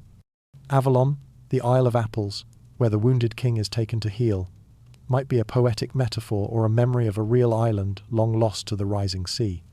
Early versions of the legend place Avalon far to the west, across the misty waters, where time itself flows differently. Ancient maps of the British Isles once marked several islands in that direction, names now forgotten, shapes now missing. Perhaps Avalon was not invented at all, but remembered from a time before the sea claimed it. Fairy tales preserve these geographies in miniature. The Sleeping Kingdom, the Sunken Palace, the Bridge of Light. These are not just symbols, they are topographies of loss. Each motif encodes something once seen, once known, now hidden. Even the motif of the enchanted forest appears wherever great forests once fell, from the Black Forest of Germany to the dense oaklands of Britain and the Baltic. The fairy tale may be the last living record of ecological memory. Landscapes mourned through story until their features turned mythical. Throughout medieval Europe, storytellers were the last historians of forbidden time. When the church condemned pagan chronicles, oral tradition became rebellion. Myths offered protection through ambiguity. A tale could carry dangerous knowledge without being accused of heresy. A map hidden in a parable could survive where an actual map would be burned. This is why so many of the world's oldest stories begin the same way: once upon a time. It is not an introduction, it is a disguise. It means, this is true, but you must not recognize it as such. Consider the legend of Yis, the drowned city off the coast of Brittany. Said to have been the most beautiful port in Europe, it was ruled by a queen who defied divine law. The sea, in punishment, rose and swallowed her kingdom whole. Today, off that same coast, sonar detects sunken walls. The tides there shift strangely, as if drawn to a memory. Fishermen speak of bells that can still be heard under the water on calm nights. Perhaps the legend of Yis was not warning but witness. Across Scandinavia, another myth tells of Aegir, the sea god who keeps a golden hall beneath the waves, where drowned sailors feast eternally. But the oldest versions do not call him god, they call him king. Archaeological digs in Denmark have unearthed stone circles aligned with tidal cycles, suggesting a people who charted and honoured the sea's power long before writing. When their harbours drowned, their cities became divine. The gods were once rulers, their myths, old geography. The same pattern repeats in the east. The Slavic myth of Kitej speaks of a city so pure it sank into a lake to escape invaders. To this day, the lake near Nizhny Novgorod bears an acoustic anomaly. Sounds of bells, faint choral echoes. Scientists call it natural resonance. Pilgrims call it memory. Even the Bible's flood fits the same cartography of remembrance. Gilgamesh told it first, Sumerians before him. The story travels like a river, each civilization drinking from the same flood and calling it its own. Could these shared myths be humanity's collective map, tracing the catastrophe that ended one world and began another? Some historians believe so. They see in these legends the fingerprints of Ice Age survivors, seafarers, who carried fragments of lost geography across generations. When their maps were banned or forgotten, they preserved them through story. A hero's journey across 9 seas might once have been a navigator's chart. A dragon guarding treasure beneath the mountain may mark an abandoned mine or sacred cavern. Even constellations, once sacred calendars, became mythic beasts and hunters when their original science was outlawed. To those who study myth as code, the stories form constellations of knowledge. The Arthurian Grail, for instance, might symbolize not an object, but a place, a fertile valley that once sustained a vanished kingdom. The myth of the Holy Cup could have been born from descriptions of a circular bay or a great crater that collected rainwater in the ages before maps. The Grail is always hidden, always lost, always rediscovered like memory itself. In this light, mythology becomes less invention and more preservation, a way for truth to pass unseen through the eyes of control. The people who told these stories may not have known their full meaning, but the structure carried it. Like a melody remembered after the words are gone, myth retains the shape of truth even when its language has changed. To walk through Europe today is to tread on forgotten maps. Churches built upon sacred hills, wells that were once oracles, crossroads once marked by standing stones. The symbols carved into cathedral walls, roses, labyrinths, suns are not purely Christian. They are remnants of older cartography, spiritual coordinates from a time when geography and divinity were one. Even our folk tales still follow the same roots. The hero's path from the known world to the enchanted one mirrors ancient migration trails. The forest, once the border between human and divine realms, still occupies that role in dream and story. The pattern persists because it is encoded not in books, but in us. Our very imagination remembers what history forgot. When myths align with maps, coincidence becomes conspiracy. Could it be that the church tolerated fairy tales precisely because it could not destroy them? That the only way to control forbidden memory was to domesticate it, to let it live as children's stories stripped of meaning? The Grimm brothers, centuries later, collected those stories thinking they were harmless folklore. They did not realize they were gathering the last oral archives of a continent's erased geography. And yet, the fire that destroyed libraries never reached the spoken word. Words carried through breath endure where parchment cannot. Through tale and song, through lullaby and ritual, the old world hid itself. It survived in metaphor, in rhyme, in bedtime whispers that travelled farther than any ship. Myths became maps of survival, not just of where we came from, but of how we endured. So the next time a story begins with, "Once upon a time," listen carefully. Somewhere in its rhythm is the sound of waves closing over a city, the echo of bells from a sunken tower, the trace of roads that no longer exist. Every myth is a memory trying to be found again. The past may have burned, but its reflection remains in these stories, flickering like light on water.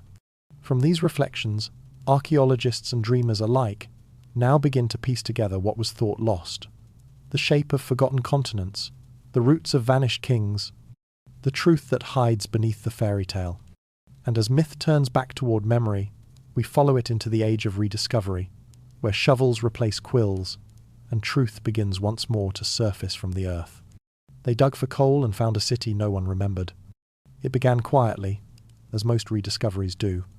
In the Silesian countryside of southern Poland, miners breaking through an old seam noticed something strange. The walls around them were not rough stone, but carved, precise, almost architectural. What they had unearthed was not part of any known mine. It was older, deeper, and built with a precision that modern tools struggled to replicate. At first, they thought it a fluke, a natural cave perhaps, or the remnants of a forgotten World War tunnel. But as excavations deepened, it became clear. They had found the bones of a city beneath the earth. What they entered was vast corridors stretching for miles, vaulted chambers supported by pillars etched with geometric designs. The walls bore no trace of medieval construction. They were smooth, fused, almost vitrified, as if moulded rather than cut. Carbon dating on nearby artifacts suggested an age far older than any Slavic or Germanic settlement. The deeper they went, the more the air changed colder, heavier, as though still holding the breath of those who once built it. The archaeologists arrived next, cautious and disbelieving. In a region already layered with myth, from underground Nazi bunkers to pagan sanctuaries, another buried structure sounded like legend reborn. Yet samples from the walls revealed something extraordinary. A composite material unknown to ancient builders, a mixture of silica and crushed stone that had somehow fused into near concrete. Whoever made it understood geology, pressure, and permanence. It was architecture designed not to be seen, but to survive. Local folklore had long spoken of such a place. Old Silesian songs tell of the halls below the hills, where kings without names ruled before the flood. Peasants spoke of spirits that whispered in the mines, warning those who dug too deep. For centuries, these were dismissed as tales to frighten children, until miners began hearing low, rhythmic vibrations from the depths, sounds that resembled machinery or distant thunder. As news spread, researchers descended into the region's archives, looking for any record of an ancient subterranean city. They found scattered references, fragments of Latin texts describing urbs sub terra, a city below the earth, mentioned by early monks who settled the area in the 9th century. The monks wrote that the locals feared a kingdom of shadows hidden beneath the mountains, said to have been sealed by divine command. Their accounts were vague, but the pattern was unmistakable, a memory older than the church, lingering beneath faith itself. Geophysical scans confirmed that the tunnels extended far beyond the initial discovery, some stretching toward Krakow, others veering into the Czech borderlands. The network, now estimated to cover hundreds of kilometers, displayed a logic that suggested more than shelter. There were meeting halls, aqueduct-like conduits, chambers with raised platforms that may have served as altars or councils. This was not a mine. It was infrastructure. The most haunting discovery came from one of the deeper vaults, a circular chamber with a domed ceiling covered in metallic residue. The pattern resembled constellations, yet not as they appear today. Astronomers comparing the arrangement suggested it matched the northern sky as it would have appeared more than 10,000 years ago, before the last glacial retreat. Could this city have been built by a civilization that predated known European culture entirely? Perhaps the same mysterious builders whose megaliths dot the continent from Karnak to Stonehenge. To most academics, such claims verge on heresy. But the evidence keeps growing. The tunnel's orientation aligns precisely with ancient riverbeds, now buried under glacial deposits. Artifacts recovered include tools of copper and bronze, far older than metallurgy in this region should allow. And then there are the carvings, not words, but symbols repeating across the walls. Spirals, suns, and something resembling a double spiral, seen later in Celtic art. It is as though the memory of this place survived through pattern, long after its builders were forgotten. Skeptics argue that the site is a natural formation, expanded by human hands across centuries, yet no one can explain the perfect symmetry of its chambers or the resonance of sound within its halls. When a single tone is struck, the vibration travels through the walls like a living pulse, returning in harmonic waves. Some researchers suspect the builders understood acoustics deeply, perhaps using sound as both tool and ritual.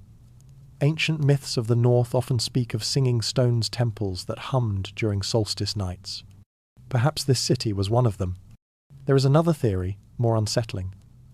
During the early 20th century, when German archaeologists under the Third Reich scoured Europe for traces of lost Aryan origins, they were obsessed with this region. Records show that Nazi researchers mapped Silesian caves extensively, searching for what they called Die untere Stadt, the Undercity. Most of their reports vanished after the war. Some whisper they found something sealed, chambers filled with artifacts they could not explain and covered it up. If true, it would mean that the rediscovery in modern times is, in fact, a reawakening of a secret, long buried under layers of political and ideological suppression. Whatever its origin, the city beneath Poland defies explanation.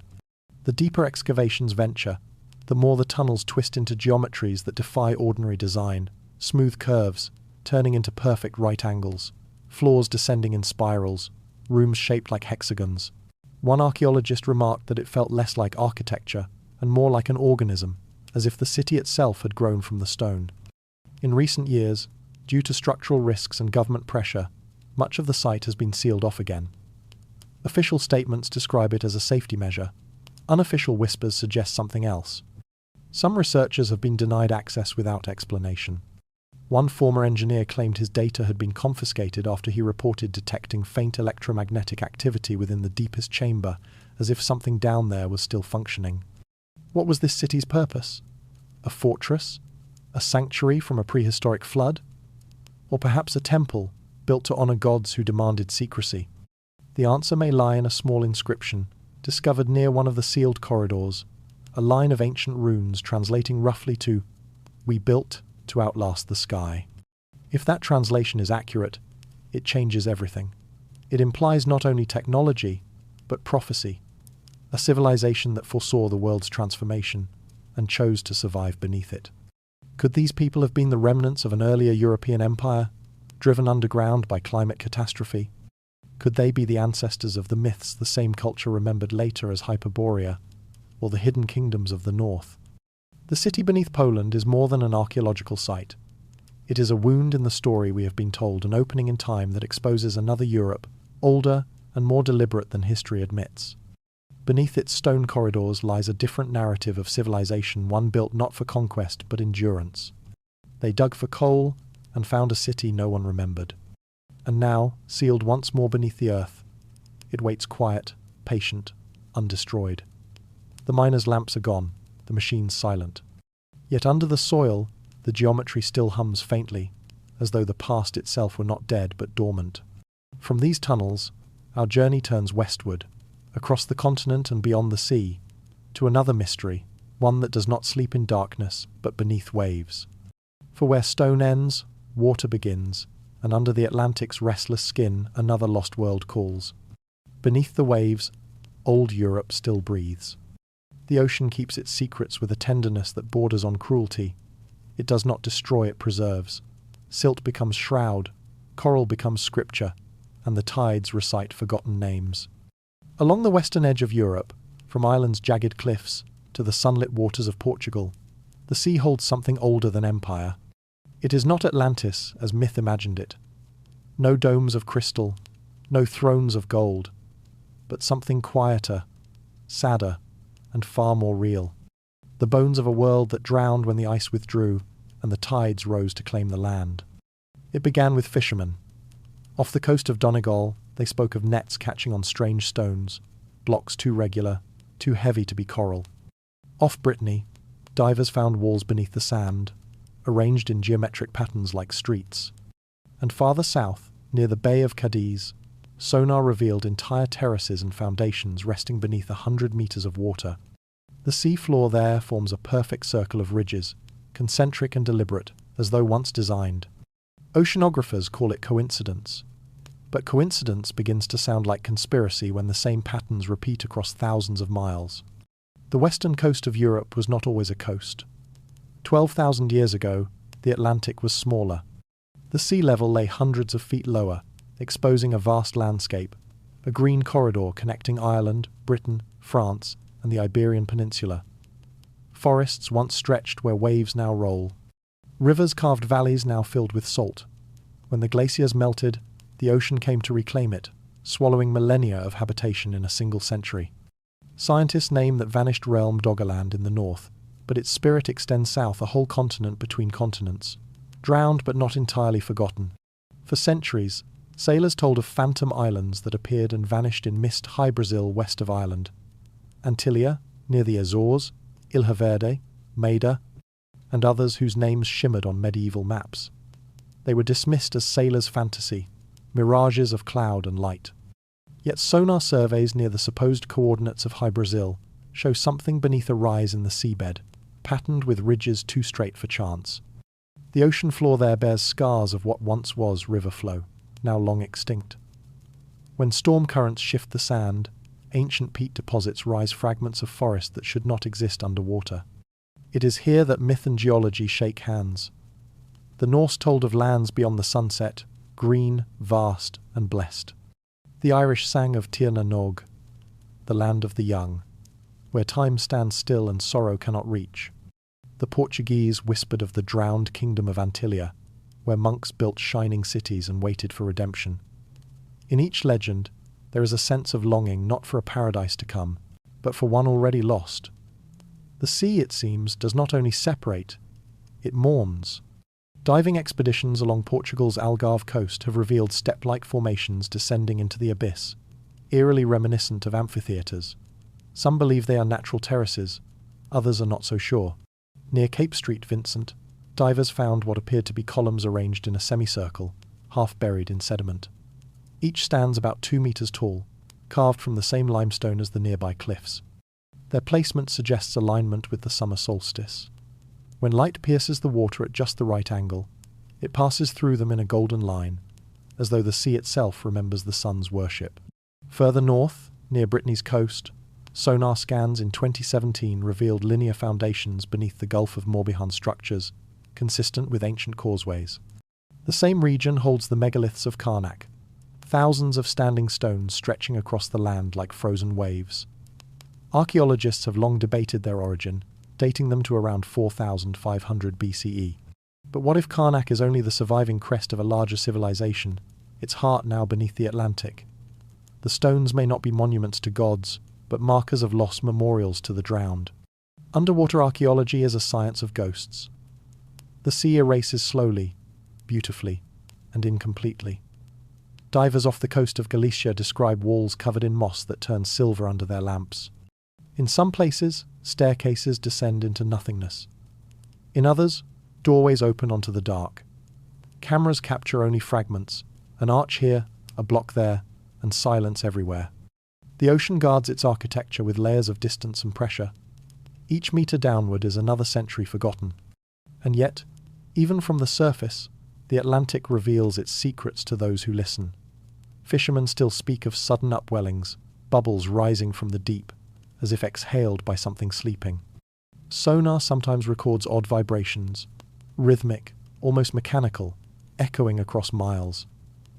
Marine biologists explain them as tectonic shifts or whale song.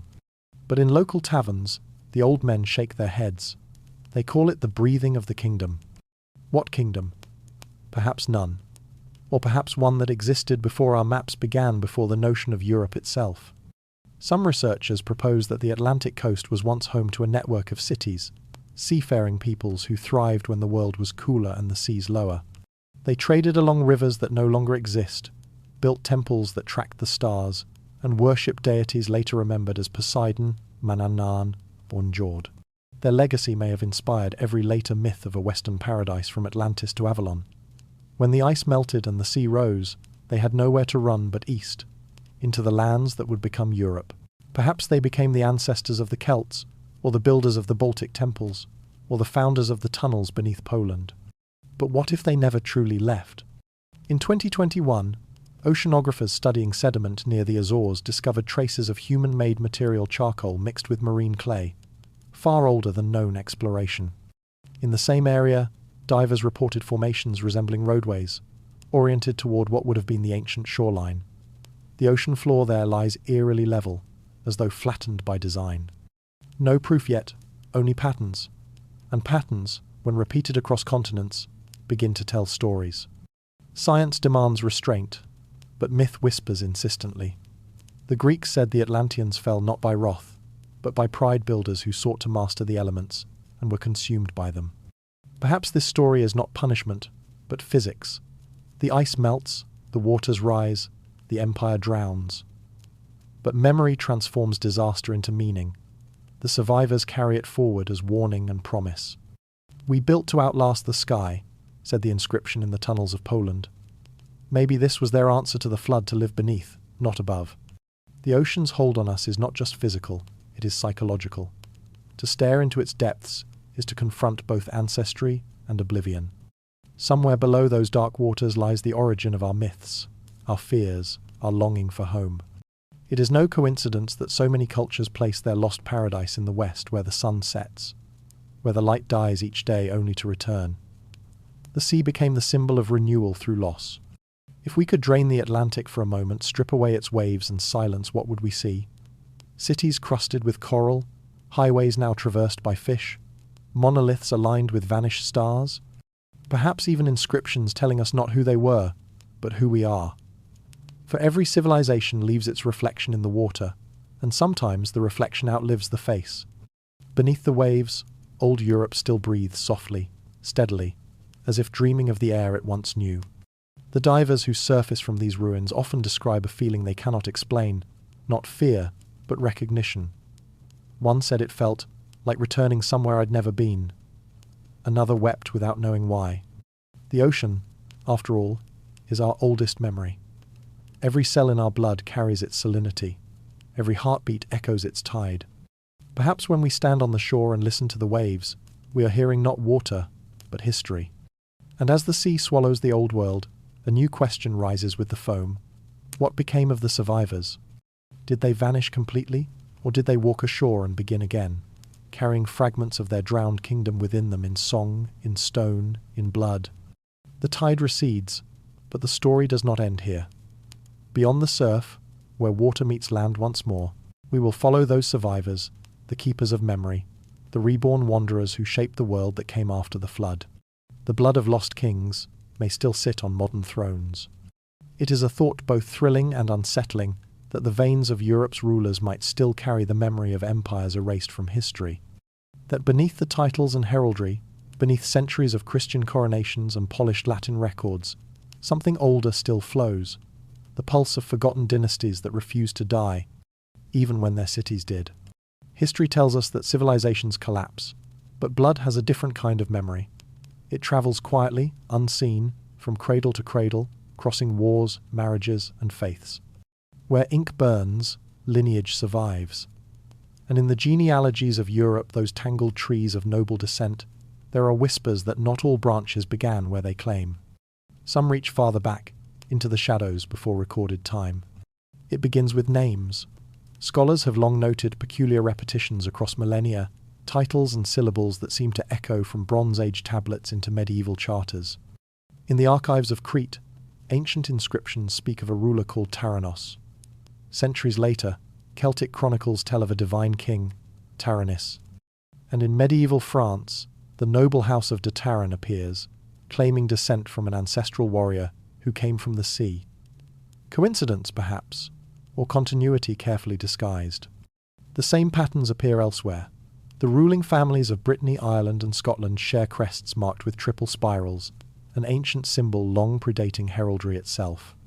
Archaeologists have found that same spiral carved into Bronze Age stones across Europe, from Iberia to the Baltic.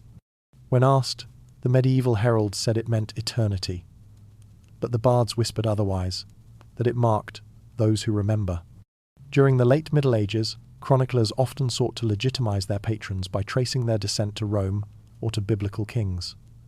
But beneath these invented genealogies lie clues too consistent to ignore.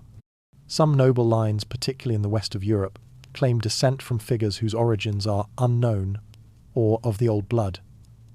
In some cases, entire family archives were lost to fire or conveniently rewritten by church historians. It was safer, perhaps, to have Roman ancestors than pagan gods. Yet the oral traditions persisted. In Wales, the royal house of Gwynedd spoke of their founder not as man, but as a being from beyond the ninth wave. In Ireland, the O'Neills traced their line to the Tuatha De Danann, the tribe of the goddess Danu, said to have descended from the sky before fading into the earth. These myths, once dismissed as superstition, now read like encrypted memories of real migrations noble families preserving, through allegory, the story of their arrival from lost lands. In the 19th century, genealogists began comparing DNA markers from Europe's oldest aristocratic lines. What they found was peculiar. Certain Y chromosome haplogroups appeared again and again, not in ordinary frequency, but clustered in families historically associated with ancient royalty.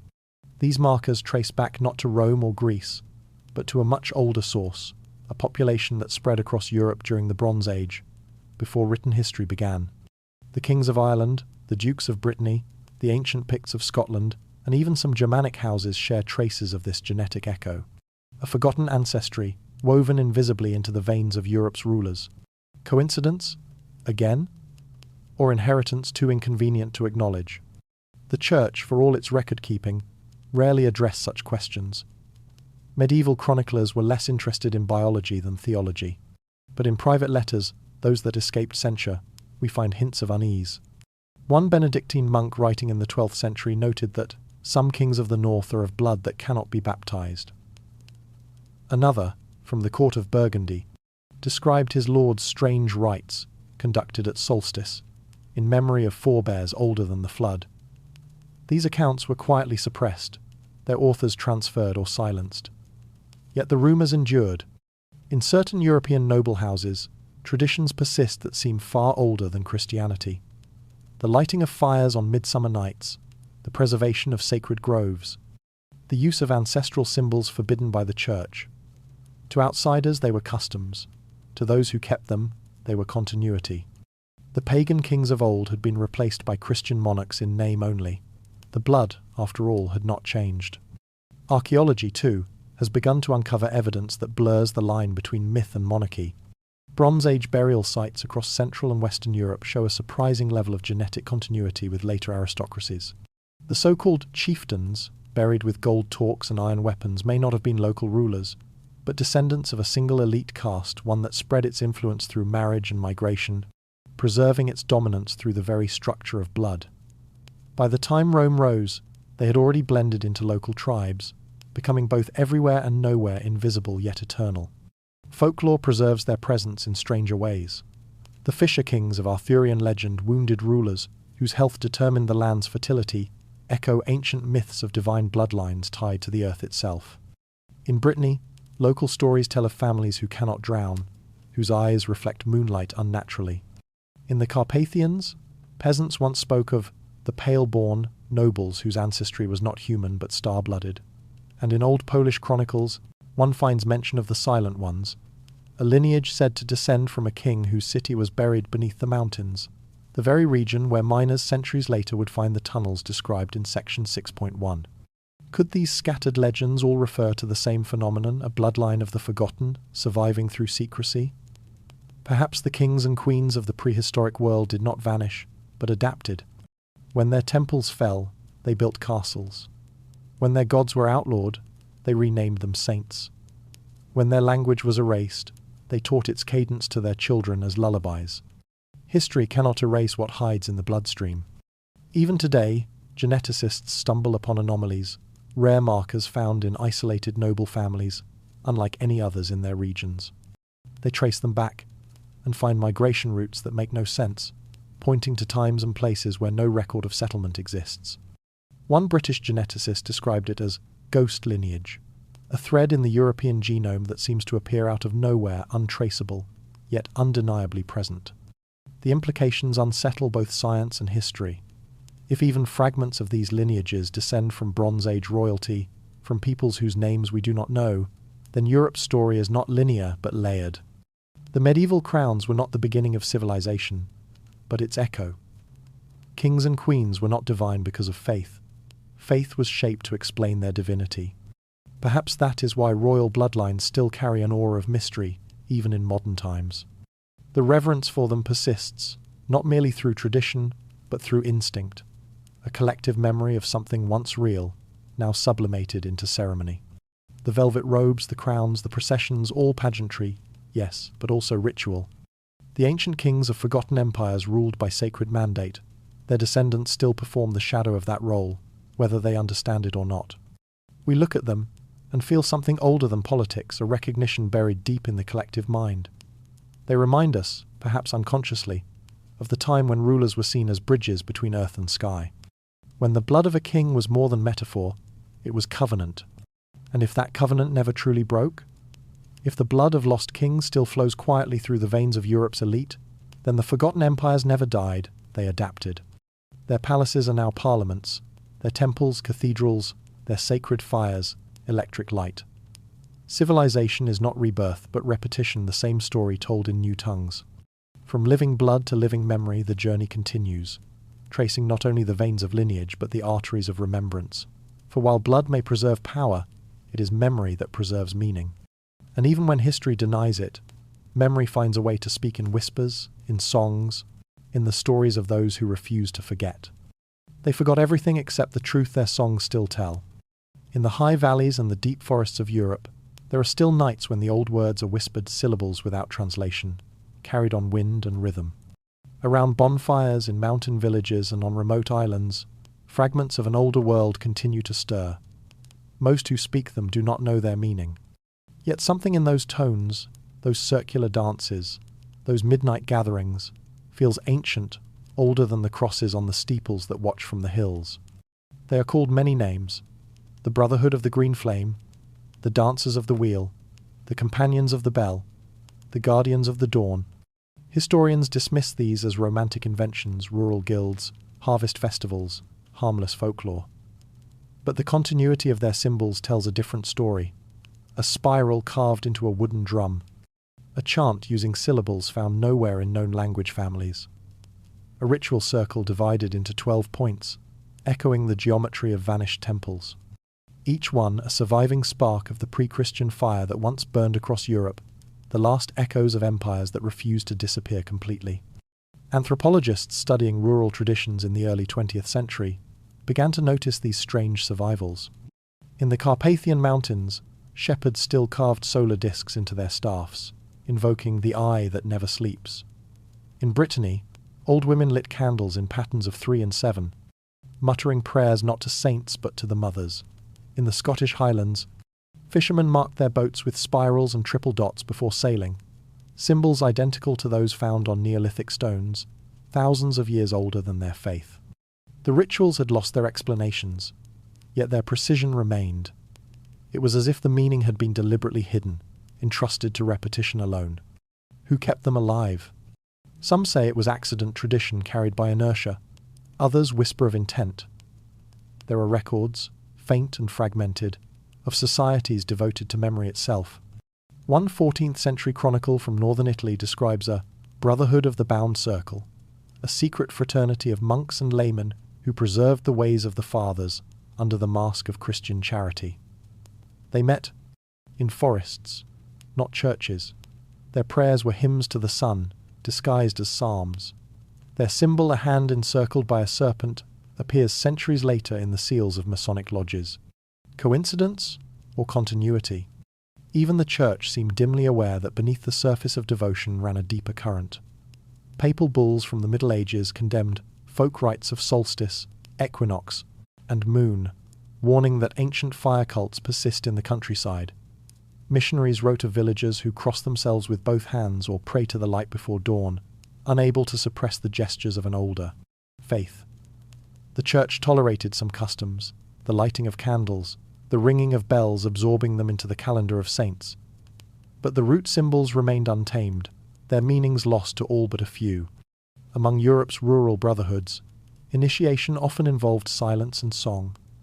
The novice was taught a chant not to understand it, but to feel it. Some of these chants have been recorded in the modern era. When analysed by linguists, certain phonetic sequences resemble reconstructed Proto-European words for light, stone, and return. The rhythm, too, mirrors heartbeat intervals, 3 beats. Pause, 1. As though designed not merely for worship, but remembrance. These groups did not keep relics or scriptures. They kept continuity. To them, the divine was not in doctrine but in pattern dance, rhythm, geometry. The same logic found in the stone circles and burial mounds of prehistory survived in the spiral dances of the peasants.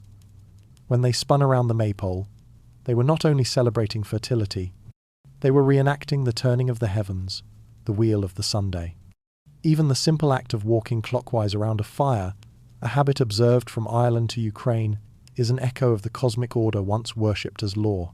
Scholars of folklore have long noted the persistence of dual faith, the blending of Christian ritual with pre-Christian meaning. But dual faith may not have been confusion. It may have been camouflage. Villagers praying to St. Bridget knew her other name was Olda, Bridget the Bright, goddess of the forge and the hearth. The Easter fire, the harvest cross, the carols sung in minor keys at midwinter, all worn masks of something pagan and profound. The Church could never fully purge it, because it lived not in books but in bodies, in the muscle memory of community. Some brotherhoods went further, organizing their secrecy like monastic orders. In the Pyrenees, oral legends speak of the Black Cloaks, men who tended fires in mountain caves, claiming descent from priests of forgotten gods. They guarded songs of the beginning, passed only from elder to initiate. In the Alps, travellers wrote of masked dancers who appeared at solstice, moving in circles around wooden effigies of the Sunday. They vanished before dawn, leaving no trace but footprints melted in frost. Everywhere, fragments repeat, a spiral carved into a lintel, a chant of 3 tones, the gesture of lifting both hands toward the sky and bowing. It is too consistent, too deliberate, to be coincidence. These are not remnants of random superstition, they are the encrypted language of continuity. One anthropologist, Dr. Helena Weiss, documented such rituals in the early 1900s. She observed a festival in the Carpathians, where villagers circled a bonfire singing words no one could translate. When she asked the elder their meaning, he replied, "They are not words, they are remembering." She described the experience as watching history disguised as celebration. Later, she noted that the same rhythmic pattern appeared in Sumerian incantations, as if the melody itself had survived across continents and millennia. Folklore, it seems, is not accidental poetry, it is coded memory. During times of persecution, these keepers of memory adapted. Inquisition records mention peasants accused of witchcraft for gathering under full moons, though their confessions, likely coerced, describe rituals that sound more like pre-Christian observances than devil worship. They danced in circles, one inquisitor wrote, and sang in a tongue that is neither Latin nor known. The Church called it blasphemy. In truth, it was continuity, the language of the earth speaking beneath centuries of silence. Even in the modern era, echoes survive in plain sight. In rural Poland, the Feast of Kupala night still ends with fires floated down rivers, offerings to water spirits older than the saints they now bear. In Romania, masked winter dancers still wear antlers and bells, symbols of the Great Hunt, a ritual tracing back to the Ice Age. In Ireland, on Samhain, doorways are marked with ashes in spirals and stars. The people call it custom. The earth calls it memory.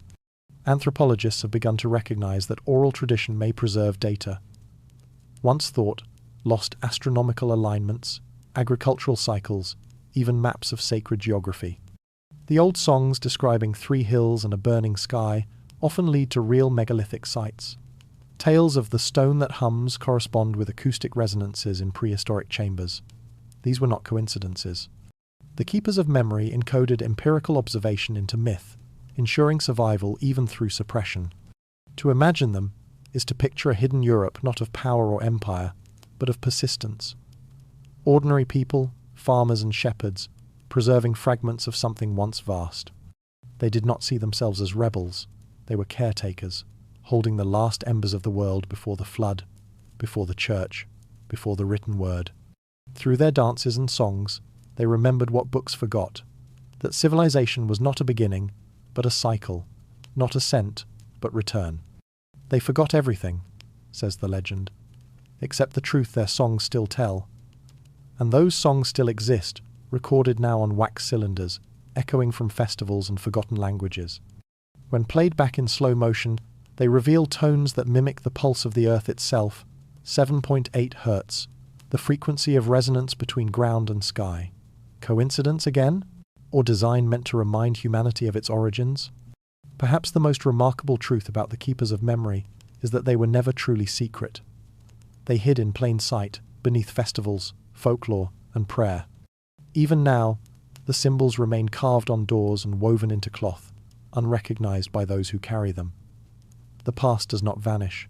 It sleeps within tradition, dreaming through repetition. The keepers never called themselves priests or historians. They did not guard relics or scriptures. They guarded rhythm. They understood that memory survives best not in stone or word, but in motion and music, in what the body cannot help but repeat. Theirs was not a religion, but a pulse. And so, their inheritance continues. Every solstice fire, every village song, every circular dance is a spark from that original flame, a fragment of the first empire, the one the sea could not drown and the church could not name. The keepers may have forgotten their kings, but they remember the rhythm of their reigns. In every heartbeat, every echo, that truth remains. From hidden rituals to hidden relics, the path now turns toward the physical proof of what they preserved, the stones, artifacts, and objects that survived both time and secrecy. For while songs can be doubted and legends dismissed, the earth itself cannot lie. Beneath its surface, the memory of empires still waits to be unearthed. They called them fakes, but who benefits from forgetting? Every age has its forbidden objects, things found, then quietly removed. Artifacts that never make the museums, discoveries that vanish after a brief headline. They live at the edges of history, where the official narrative falters, and the earth itself whispers a contradiction. These are the relics that shouldn't exist, the evidence that refuses to fit. In 1948, miners near Wałbrzych, Poland, unearthed an iron hammer embedded in a block of limestone. The rock was dated to over 60 million years old. The hammer's handle had partially petrified, its head composed of a purity of iron impossible without modern smelting. It should not have been there. The artifact was sent to a university lab, photographed once, then locked away. The report concluded it was an intrusion, meaning somehow the hammer had entered ancient strata long after it formed. A miracle of geology, or an error of honesty? No one could say. The hammer was never seen again. Similar stories echo across Europe. In France, near the Loire Valley, farmers in the 19th century found bronze tools buried beneath layers of sediment that predated the Bronze Age by millennia. In Spain, a set of gold discs inscribed with an unknown script surfaced briefly in the 1920 seconds, shown to journalists, then confiscated for analysis. No results were ever published. The finders were warned to remain silent. Skeptics dismiss these tales as folklore, yet fragments persist in academic correspondence, letters between archaeologists, expressing quiet bewilderment. One, written by a German scholar in 1937, admits, "We have uncovered evidence of metallurgy long before its invention. The implications would rewrite all of European prehistory. Therefore, we will not publish. Officially, science demands proof. Unofficially, it demands consistency. The pattern repeats. Whenever something ancient surfaces that contradicts the accepted timeline, the artifact disappears or is labeled hoax. The logic is circular.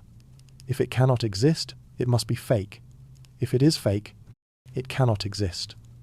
Yet for every debunked relic, a dozen others remain uncategorized, sealed in private archives, misfiled in museum basements, or dismissed in footnotes as unverified anomalies. One such anomaly emerged in the 1970 seconds near Lake Baikal, when Russian geologists discovered metallic spheres embedded in prehistoric rock. The spheres were hollow, perfectly balanced, and composed of alloys unknown in natural form.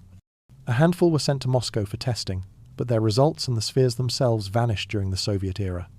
When Western researchers inquired decades later, officials claimed no such discovery was ever recorded. But eyewitnesses remembered. They always do. Closer to home, in the forests of northern Germany, archaeologists uncovered a stone tablet carved with symbols resembling early Celtic runes. Except it was dated to 12,000 years ago, long before the Celts existed. The grooves were precise, cut with a hardness beyond Neolithic tools. When photographs leaked online, the academic response was swift. Modern forgery. Within weeks, the excavation site was closed, for safety reasons. The stone has not been seen since. Who decides what belongs to history? Some argue that the suppression of anomalies is not a conspiracy, but a kind of intellectual hygiene, a way to protect the coherence of human chronology. But the question lingers. Coherence for whom? If our ancestors knew iron before the Iron Age, or writing before Sumer, then the entire framework of civilization must be redrawn.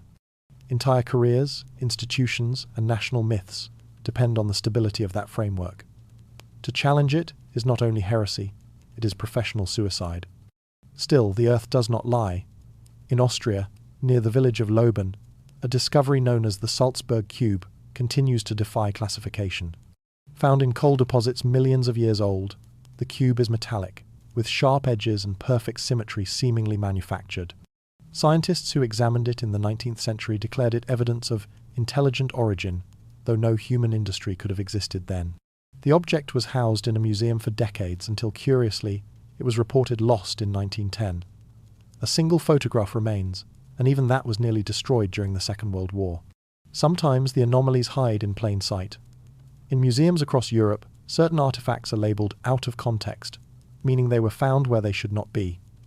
Iron nails in Stone Age sites, glass beads in Paleolithic strata, advanced alloys in Bronze Age tombs. Rather than revise the timeline, scholars quietly move the artifacts into storage, waiting for a more appropriate discovery to justify their existence. But the reappearance never comes. Time, it seems, is not the only thing buried in sediment. And then there are the inscriptions. In 1908, near the town of Glozelle in France, farmers unearthed hundreds of clay tablets marked with symbols resembling both Phoenician and early Greek, but older than either. The discovery caused chaos. If genuine, it meant writing existed in Western Europe long before Mesopotamia. The academic community split in two, those who called it revolutionary and those who called it fraud. After years of argument, the site was sealed, the tablets boxed away. Today, most historians dismiss Glozelle as controversial. Yet radiocarbon tests conducted decades later confirmed the clay was indeed ancient, at least 12,000 years old. The marks remain unexplained.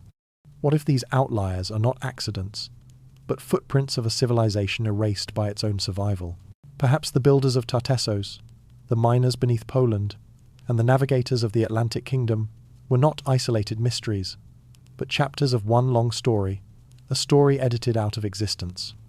If such a civilization existed, its remnants would appear exactly as we find them, scattered, misplaced, impossible. Proof without context, truth without permission. Whistleblowers have hinted that certain European universities maintain special collections, locked rooms where unclassified artifacts are stored indefinitely. One retired curator described crates of anomalous metallurgy, sealed with wax and numbered but never studied. "We were told to protect them from contamination," he said. But I began to wonder who we were protecting them from the world, or ourselves. It is not malice that keeps these relics hidden, but fear. History is a fragile architecture, held together by consensus. One misplaced stone, one anachronism, and the entire structure trembles. Better, some believe, to let the anomalies sleep. But the past, like water, seeps through every seal. Even the skeptics admit there is more beneath the surface. A handful of open-minded archaeologists now re-examine the evidence with new technology. Ground-penetrating radar and isotope analysis reveal that some dismissed sites show deeper layers of construction than previously believed, as if ancient builders returned again and again to the same sacred foundations, rebuilding over ruins too old to remember. These forgotten cities were not born once, they were resurrected. And so, the pattern continues: discovery, denial, disappearance. Each generation buries its own heresies, yet the relics remain, waiting for the next hand to brush the dust away. They called them fakes, but who benefits from forgetting? Perhaps the answer is not who, but what. The myth of progress depends on amnesia.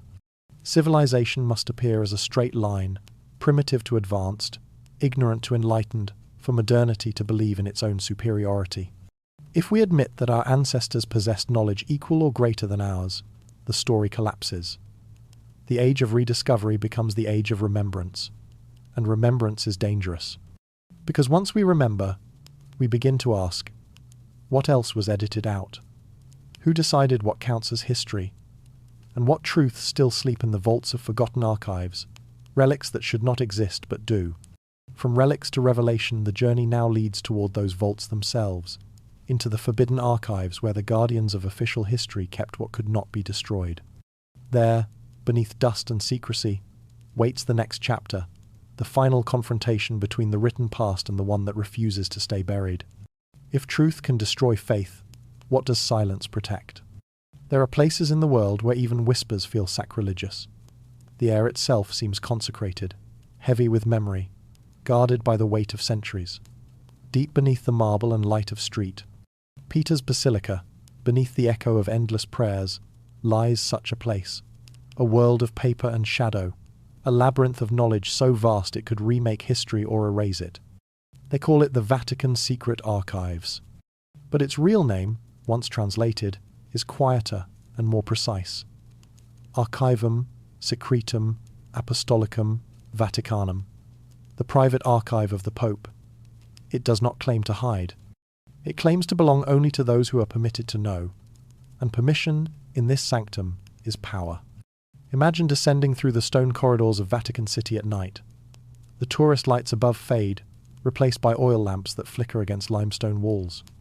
The air cools, dry and papery, scented faintly with beeswax and age. The silence is not empty. It hums a stillness so complete that even the breath of the place feels deliberate. Some say the archives stretch for more than 50 miles of shelving manuscripts, decrees, letters, maps, and records dating back over 1,000 years. Others claim the true vaults lie deeper, hidden beneath layers of security and ritual, accessible only to those who have taken vows not merely of faith but of forgetfulness.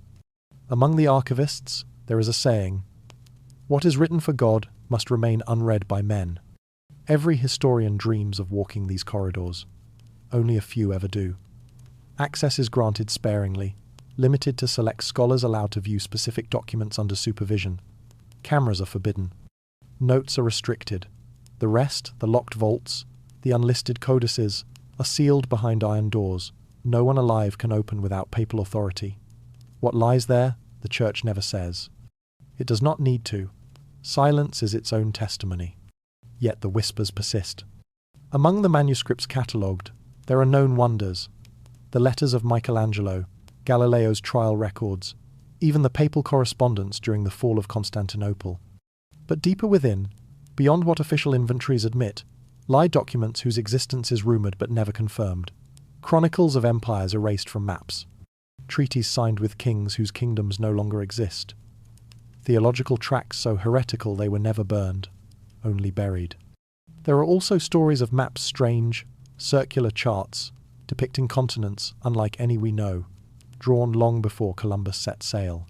One is said to show a western land connected not by ocean, but by a narrow bridge of ice. Another, even more mysterious, depicts the coastlines of Europe as they would have appeared before the Ice Age. Historians call these legends, yet fragments of those same maps appear in medieval copies, faint outlines, hinting at a memory older than Christianity itself. Perhaps the most unsettling whispers concern the Chronicles of the First Kingdom, an alleged series of manuscripts preserved from the early church's earliest centuries. They supposedly tell of pre-Christian dynasties that ruled much of Europe, empires of astonishing sophistication, whose downfall coincided with the Great Flood remembered in Genesis. According to rumour, these texts describe technologies and philosophies the Church later deemed dangerous. The manipulation of sound and light, the geometry of creation itself. No one outside the Vatican has ever seen these chronicles. But the archive's inventory lists several sealed codices marked only with the letter P prohibitus, forbidden. Officially, the Church denies nothing and confirms less. When questioned, archivists smile politely and reply, "All history belongs to God." But there are hints of internal conflict letters between early curators debating whether certain materials should be destroyed. One 16th century note, translated from Latin, reads, "We preserve that which may not be spoken. The truth is not denied. It is restrained for the sake of order." And that sentence, "for the sake of order," has echoed through centuries of secrecy. To walk through the imagined heart of the archive is to walk through time itself. The rows of bound volumes seem endless, each spine a story of conquest, of faith, of revision. The candlelight trembles, as if disturbed by unseen movement. Dust swirls in the glow, forming halos around forbidden knowledge. Somewhere in the distance, a clock chimes softly, not to mark time, but to remind the visitor that time watches. It is easy to romanticize this place, to imagine it as a vault of suppressed truth, the heart of conspiracy. But perhaps its purpose is not deception. Perhaps it is protection. Knowledge, after all, is not neutral. Every truth carries consequence. A revelation can be as destructive as a lie. The Church, for all its power, has always feared chaos more than heresy. In the face of questions that could unravel faith itself, silence becomes mercy. There are rumours of scholars who delve too deep. In the early 1700s, a Jesuit researcher named Father Lucio Conti reportedly accessed restricted materials on the pre-Christian empire of the North. His writings vanished, but a fragment of his correspondence survives. I have seen the evidence. Europe was not born from Rome. Rome was born from its ashes. Within weeks, Conti was transferred to a remote monastery and never published again. His notes were confiscated, sealed with the papal sigil, and filed somewhere. Another account, from the early 20th century, speaks of a team of archivists assigned to translate ancient tablets found beneath the Adriatic Sea, possibly Illyrian, possibly older. They completed one volume before their project was abruptly halted. The tablets were reburied in a private vault, their translations erased. The official explanation cited linguistic inconsistencies. Unofficially, it was said the inscriptions mentioned a flood, a kingdom of light, and a covenant that must not return. Whether these stories are myth or truth hardly matters. What matters is that they persist, whispered by historians, echoed in literature, and remembered by those who suspect that the line between revelation and ruin is thinner than parchment. To imagine the archivists themselves is to see an order of monks unlike any other. Not warriors or theologians, but custodians of memory. They live in silence, guarding documents they may never read, preserving the words of heretics alongside saints. One archivist once described his duty in a private interview. "We are not the keepers of secrets," he said. "We are the keepers of balance. Some knowledge must sleep until mankind can dream without destroying itself." There is something hauntingly merciful in that idea that suppression might not always be tyranny, but stewardship. Perhaps the Vatican's greatest secret is not what it hides, but why it hides it. Faith, after all, depends on meaning, and meaning depends on boundaries. Beyond those boundaries lies a kind of vertigo, a history too vast, too strange, too unmoored to bear. Maybe some truths are not meant to be known yet. As the last lamp flickers in the imagined corridors of the archive, the air thickens with the sound of pages turning not by human hand, but by time itself.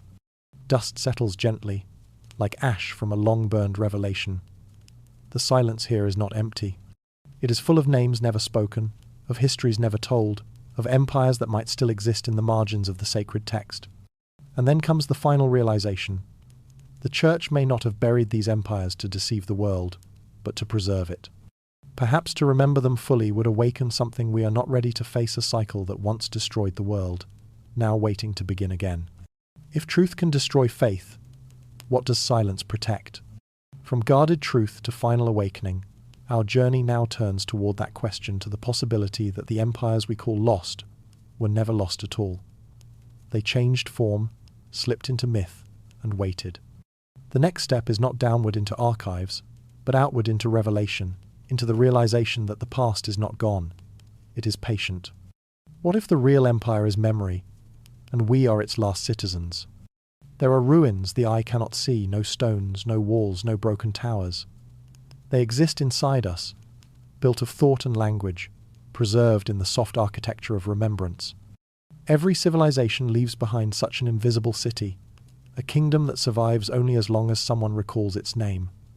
When memory fades, the kingdom falls, and when it falls, history calls it dead. But perhaps no empire truly dies. Perhaps it only loses its witnesses. The ancients understood this better than we do. In Egypt, to erase a name from a monument was to kill the soul twice, once in body, once in spirit.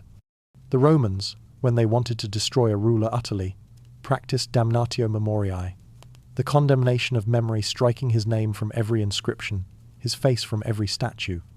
To forget was the ultimate punishment, because to be forgotten was to be erased from reality itself. And yet, memory is not obedient. It hides, it burrows, it waits. Somewhere, even as marble crumbled and books turned to ash, a song remained. A story passed through a mother's whisper, a rhythm repeated by hands at work. Through those small acts, entire worlds continued, not in maps or museums, but in minds. Civilizations survive not by their armies or monuments, but by their ability to haunt us. When we remember them, even imperfectly, they breathe again. Modern history tends to think of time as a river, a one-way current flowing from past to future. But what if it is a tide, moving back and forth, erasing and returning, washing over the same shores again and again? Each age believes itself new, yet beneath its surface lies the sediment of older worlds. Ideas, rituals, fears, and longings we think are our own but are not. We are not modern, we are layered. We walk upon forgotten ground, repeating gestures we never learned, speaking languages whose ghosts still echo in our words. There is no greater empire than memory, because it conquers us from within. Consider how fragile memory truly is. A library burns, and centuries vanish. A single historian changes a date, and the narrative shifts forever. An empire falls not when its armies lose, but when its people stop telling its story. The moment the story ends, the civilization dissolves, first in thought, then in stone. Every forgotten city is a mirror of our own future, waiting to remind us that oblivion begins not in fire, but in silence. And yet, the opposite is also true. To remember is resurrection. The act of recalling, even imperfectly, restores what was. When we whisper the names of lost kingdoms, when we imagine their streets and temples, we are not inventing. We are rebuilding. The mind becomes the new continent, the heart, the new capital. Perhaps that is why the myths endure when the records do not. Myth is the subconscious of history, a language through which memory speaks when it cannot write. The story of Atlantis, the flood, the Golden Age. They are not fantasies, but encoded remembrances. They exist because we need them to. Memory, after all, is not truth. It is survival disguised as story. Our ancestors, in their quiet wisdom, knew how to protect their past from extinction. When knowledge was forbidden, they wove it into songs. When stories were censored, they hid them in festivals. When their gods were outlawed, they changed their names and continued the prayers. In doing so, they built a new kind of empire, one that could not be conquered, because it lived nowhere and everywhere at once. The empire of memory. And like all empires, it has borders, though not of land or stone, but of awareness. These borders shift with each generation. What one age remembers, the next forgets. But every so often, the tide of memory rises again. A buried city is found. A lost language is deciphered. A story once dismissed as legend proves true. Each rediscovery is not the birth of something new, but the return of something old. We call it archaeology, but perhaps it is simply recollection on a grand scale, the earth remembering itself. Yet memory can also deceive. For every truth that returns, there are 100 illusions. We romanticize the past, filling its gaps with longing. We invent golden ages to make the present bearable. Memory is not perfect. It edits like any historian. But even in its distortions, it reveals the shape of what once mattered. The need to remember is itself a form of worship, not of gods, but of continuity. Maybe that is why the past never leaves us alone. It visits in dreams, in déjà vu, in the eerie feeling of having stood somewhere before. It hides in symbols we do not recognize, but instinctively understands: spirals, suns, circles, the geometry of forever. Each is a key to the inner archive of the human mind. We are all, in a sense, descendants of forgotten kings and queens, inheritors of the empires we cannot name, but still feel. There are moments when memory feels less like recollection and more like possession. A melody surfaces, unbidden, from centuries ago. A ruin feels familiar. A phrase in an ancient tongue makes sense without translation. Psychologists call it collective unconscious. Poets call it ancestry. Maybe it is both the place where personal memory touches the memory of the world. If civilizations live as long as they are remembered, then perhaps the true apocalypse is not destruction, but amnesia. What we forget, we kill. And what we remember, we resurrect. Every act of remembering, every story told, every relic touched, every word spoken in reverence is an act of defiance against oblivion. That defiance is what built Europe, and perhaps what once built all of civilization. The ruins we uncover are not just stone, but signal the mind of the past, calling to the present, saying, "Do not let us die again." Even now, in the stillness of night, when the noise of the modern world fades, the empire of memory stirs.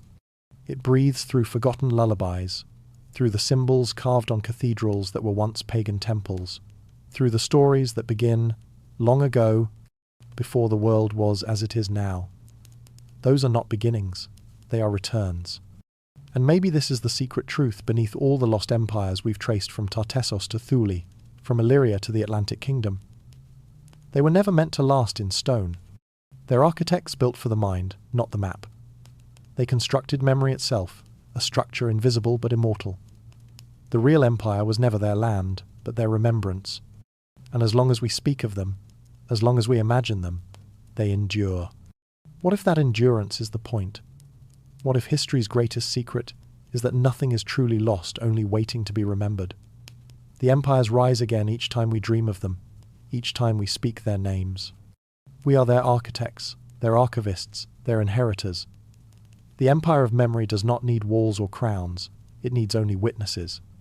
And now, as the story draws near its end, the narrator's voice softens, as if addressing the listener directly, no longer as an observer of history, but as its participant. Because if memory is the last empire, then we are not outside it. We are living within it, its newest citizens, perhaps its last. What we choose to remember will decide what survives after us. From the mind's kingdom to the final awakening, the path leads forward, or perhaps backward, into the realization that the forgotten worlds never vanished at all. They are still here, layered beneath our cities, our stories, our skin. The tide of memory rises once more, and this time it does not retreat. What if every empire must fall not to die, but to begin again? There is a rhythm beneath history, a pulse that beats through centuries like a hidden drum. Civilizations rise and crumble, faiths bloom and fade, and yet the same patterns return dressed in new symbols, speaking new tongues. We call it progress, or destiny, or fate. But perhaps it is something simpler, something far older, the circle of time itself, turning endlessly, patient as the tide. In the beginning, there was no beginning, only recurrence. The world did not march forward, it breathed. Each rise of empire was an inhale, each collapse an exhale. The Celts, the Illyrians, the Tartessians, the forgotten kings of the Baltic, they were all moments in one long respiration of civilization. And when they vanished, they did not vanish completely. Their essence seeped into the soil, the stones, the songs. Their cities became our myths. Their language became our dreams. We live inside their memory, and they live inside our forgetting. Every ruin is a seed. Perhaps that is the truest secret hidden beneath the sands of Europe. Not that lost empires once existed, but that they still do, reborn through us. For time, like water, does not destroy. It reshapes. When the river floods the valley, it carries the memory of its old course. When it recedes, the land remembers, and so does the soul. History pretends to move in lines from primitive to civilized, from shadow to enlightenment, but every line is a fragment of a circle too vast to see. What we call the Dark Ages may have been a night between cycles, the world resting before dawn. What we call progress may be nothing more than the sunrise of an older day. The people of forgotten kingdoms, the Veneti, the Thulians, the priests who built cities beneath the sea may have said the same words we do now. We are the new world. And then the tide turned, and they too became echoes. It is a comforting tragedy, and a tragic comfort. Because if everything returns, then nothing is truly lost. But if nothing is truly lost, then perhaps we have never been free of the past at all. The circle has always frightened those who crave control. The church preferred a straight line, a beginning, a middle, an end. A world created once, redeemed once, ending once. It is a tidy story, a story that offers closure. But the ancients, and perhaps the archivists of the deeper truth, knew better. They knew that time cannot be contained in books or bounded by prophecy. It is not a march but a wheel, and no matter how far it turns, it always returns to itself. The monks who rewrote the chronicles, the heretic cartographers who drew forbidden coastlines, the keepers of song and symbol each in their way tried to break or preserve that circle. Some feared it, others served it.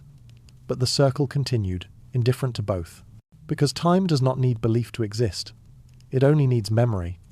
Every empire, at its height, believes it has transcended the past.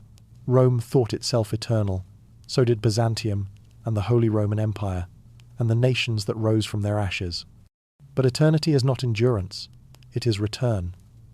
The Romans stood upon the ruins of older kings, just as we stand upon theirs. The marble of their temples came from the stones of forgotten sanctuaries. Their gods were renamed versions of older deities. And even now, our own monuments, our cities of glass and steel, rise on foundations of myths we barely remember. The circle turns quietly beneath the surface of progress, whispering, "This has all been before." Archaeologists uncover the same geometry across millennia: spirals, rings, mandalas. We think of them as art, but they are diagrams of time. The ancients carved them not to decorate but to remind. The spiral was not merely symbol, it was instruction. It said, "You are not the beginning, you are the continuation." To stand before such carvings is to feel the pulse of eternity, looping through every empire like blood through a body. And what of us?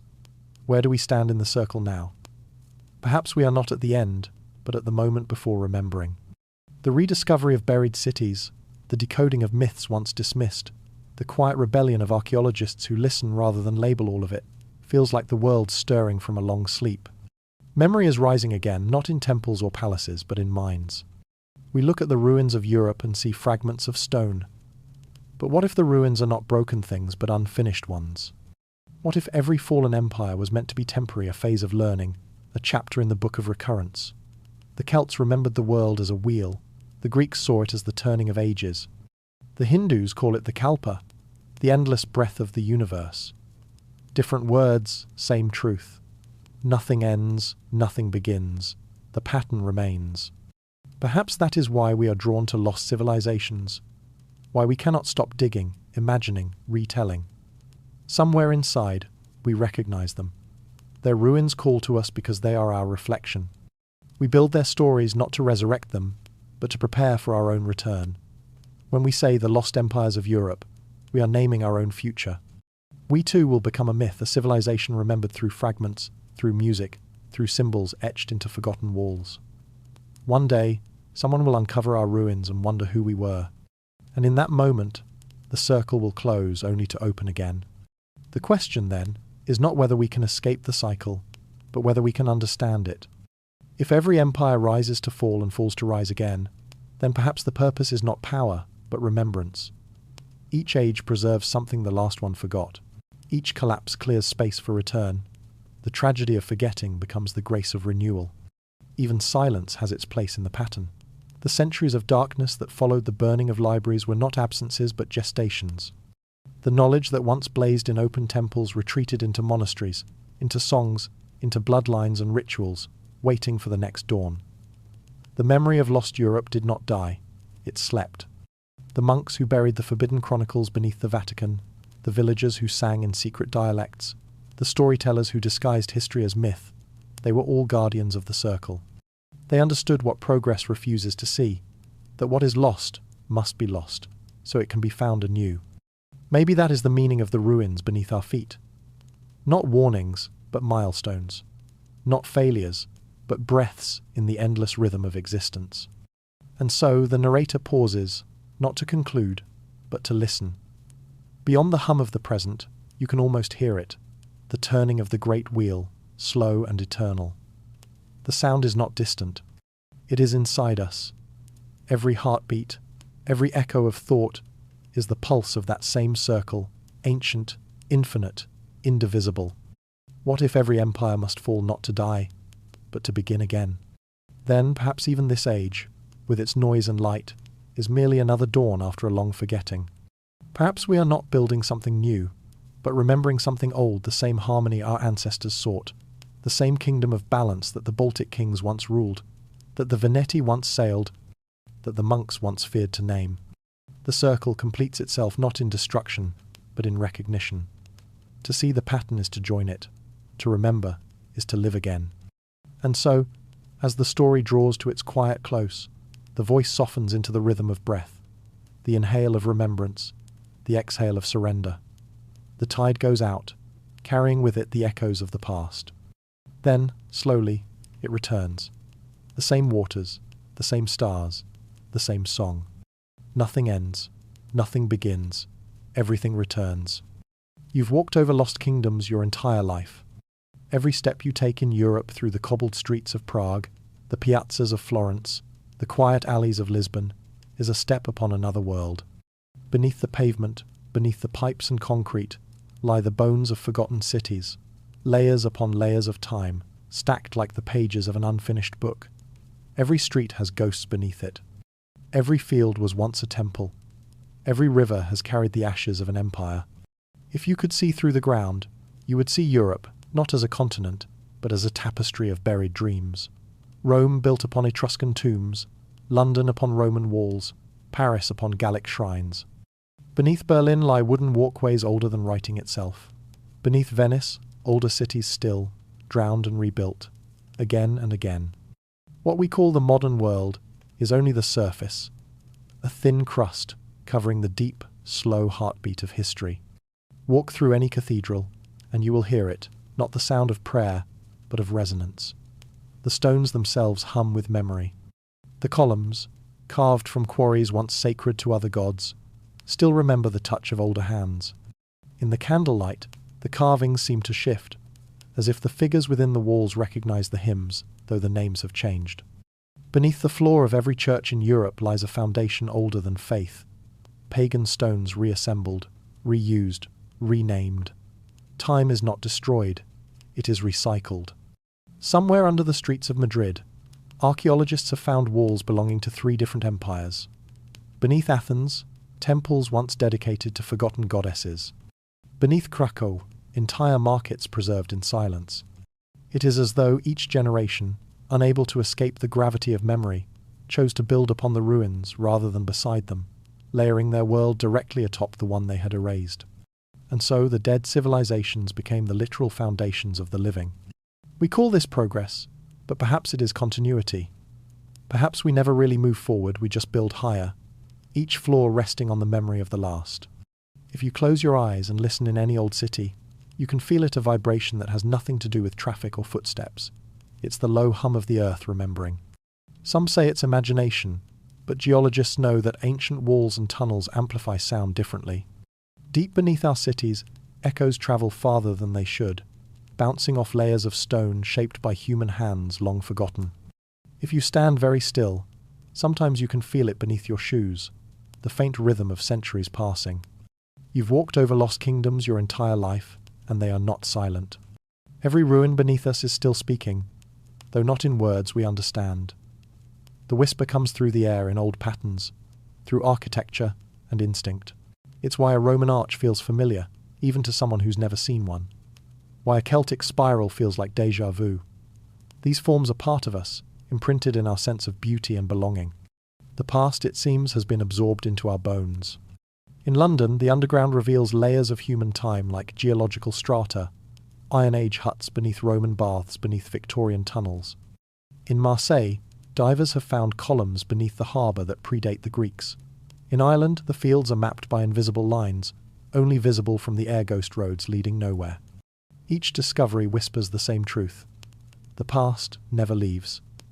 It waits beneath our feet, beneath our certainties, beneath our sense of now. And yet, we rarely look down. Modern life has trained us to look forward, to measure worth by novelty. We pave over what came before, calling it ruin, relic, dust. But perhaps what we bury is not debris, but memory. Each demolished wall is a forgotten thought, each reconstructed monument a translation. Civilization is not rebirth, it is repetition in disguise. We erase to build, and build to erase again. But in the process, we forget that the ground beneath us is alive, with echoes, living records that need only to be heard. Imagine standing in the centre of Paris at midnight. The city glows with artificial light, yet beneath that light, Roman ruins sleep.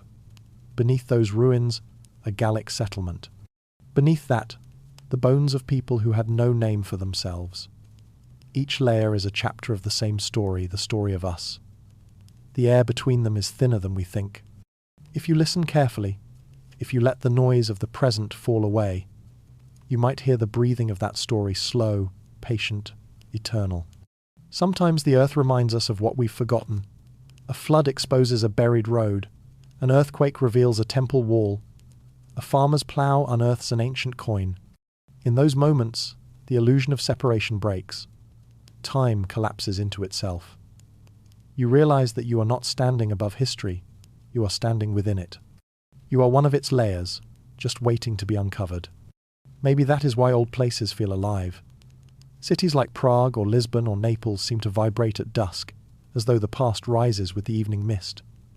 It's not superstition, it's memory breathing. You feel it when you walk alone through an ancient square and sense that the stones are watching. You feel it when the wind passes through an archway older than your language and somehow feels familiar. The echoes are not just beneath your feet, they are beneath your skin. And perhaps that is the real inheritance of Europe's forgotten empires. Not their power or wealth or monuments, but their persistence. They live through us now, through architecture, blood, song, and silence. The circle of time turns, and we become the next layer. Someday, our cities will fall too, and future travellers will walk above our forgotten walls, wondering who we were, what gods we served, what we left behind, and maybe they will feel it too, the hum beneath their feet, the warmth of something ancient still alive in the cold stone of memory. In this way, the past is not gone. It has simply changed form. It walks beside us, beneath us, through us. Every street is a palimpsest, every foundation a tomb. The truth is both humbling and comforting. We are not the end of history. We are its continuation, the next verse in a song the earth has been singing for millennia. So the narrator walks through ruins and cities, across cobblestones and cracked marble. The night is quiet, the air heavy with the scent of rain and dust. Beneath each step, unseen kingdoms listen. The stars above mirror the lights below, both reflections of something timeless. In this stillness, the listener feels it, the circle closing, the pattern complete. You've walked over lost kingdoms your entire life, but perhaps they have never truly been lost. Perhaps they walk with you every step, every breath, every moment of remembering. And as the final echoes fade into the earth, the realization settles softly. The end is never an end. It is another beginning, waiting quietly beneath our feet. The empires are gone, but the dream remains. Night settles over the continent like a slow breath. The wind moves through fields where battles were once fought, where kings once stood, where prayers once rose toward forgotten gods. Cities glow softly in the distance, their lights flickering like embers over the ruins of their ancestors. From the cliffs of Ireland to the mountains of Greece, from the Baltic's quiet shores to the vineyards of Spain, the land itself seems to breathe a vast, sleeping memory beneath the skin of modern life. In the hush between hours, when the world grows still, you can almost hear it, the faint murmur of something ancient, patient, eternal. It is not the sound of ghosts, but of continuity. The past is not gone. It has only changed its shape. The stones beneath the cities are not dead, they are dreaming. We tell ourselves that history is finished, that the old empires fell, and we have moved beyond them. But perhaps we have not moved at all. Perhaps we are standing within their dreams, walking through their echo, continuing their unfinished thoughts. The Veneti, the Tartessians, the Illyrians, the kings of the Baltic, they are not names on pages. They are chapters in a book that has never closed, a story that retells itself through us. Every civilization believes it is the end of the story. Every generation imagines itself new. But history, like the tide, returns. It may come as rediscovery, or as déjà vu. Sometimes it rises in the soil, a buried wall, a shard of pottery, a whisper of gold. Sometimes it rises in us in the dreams we can't explain, in the pull toward places we've never been but somehow remember. The past has not vanished. It is waiting beneath our perception, patient as stone, quiet as the breath before dawn. Imagine standing at the edge of the Atlantic, where the waves collapse against cliffs older than civilization. The sea carries centuries of silt and story, fragments of empires that once ruled where now only gulls cry. The water gleams with moonlight, and for a moment, the horizon blurs. You can almost see it, the shimmer of something vast and impossible beneath the surface. Avenues of marble swallowed by time, harbours where ships no longer sail, towers reflected in the moving dark. They are not gone. They are only submerged in another kind of memory. You close your eyes, and the line between myth and history dissolves.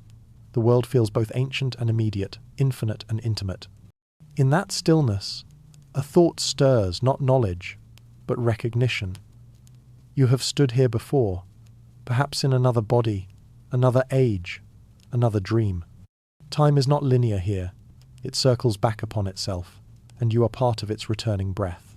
We have searched for these lost empires in the soil and the sea, in libraries and laboratories, but perhaps the last place they remain is within us, in the shared memory that hums beneath our awareness.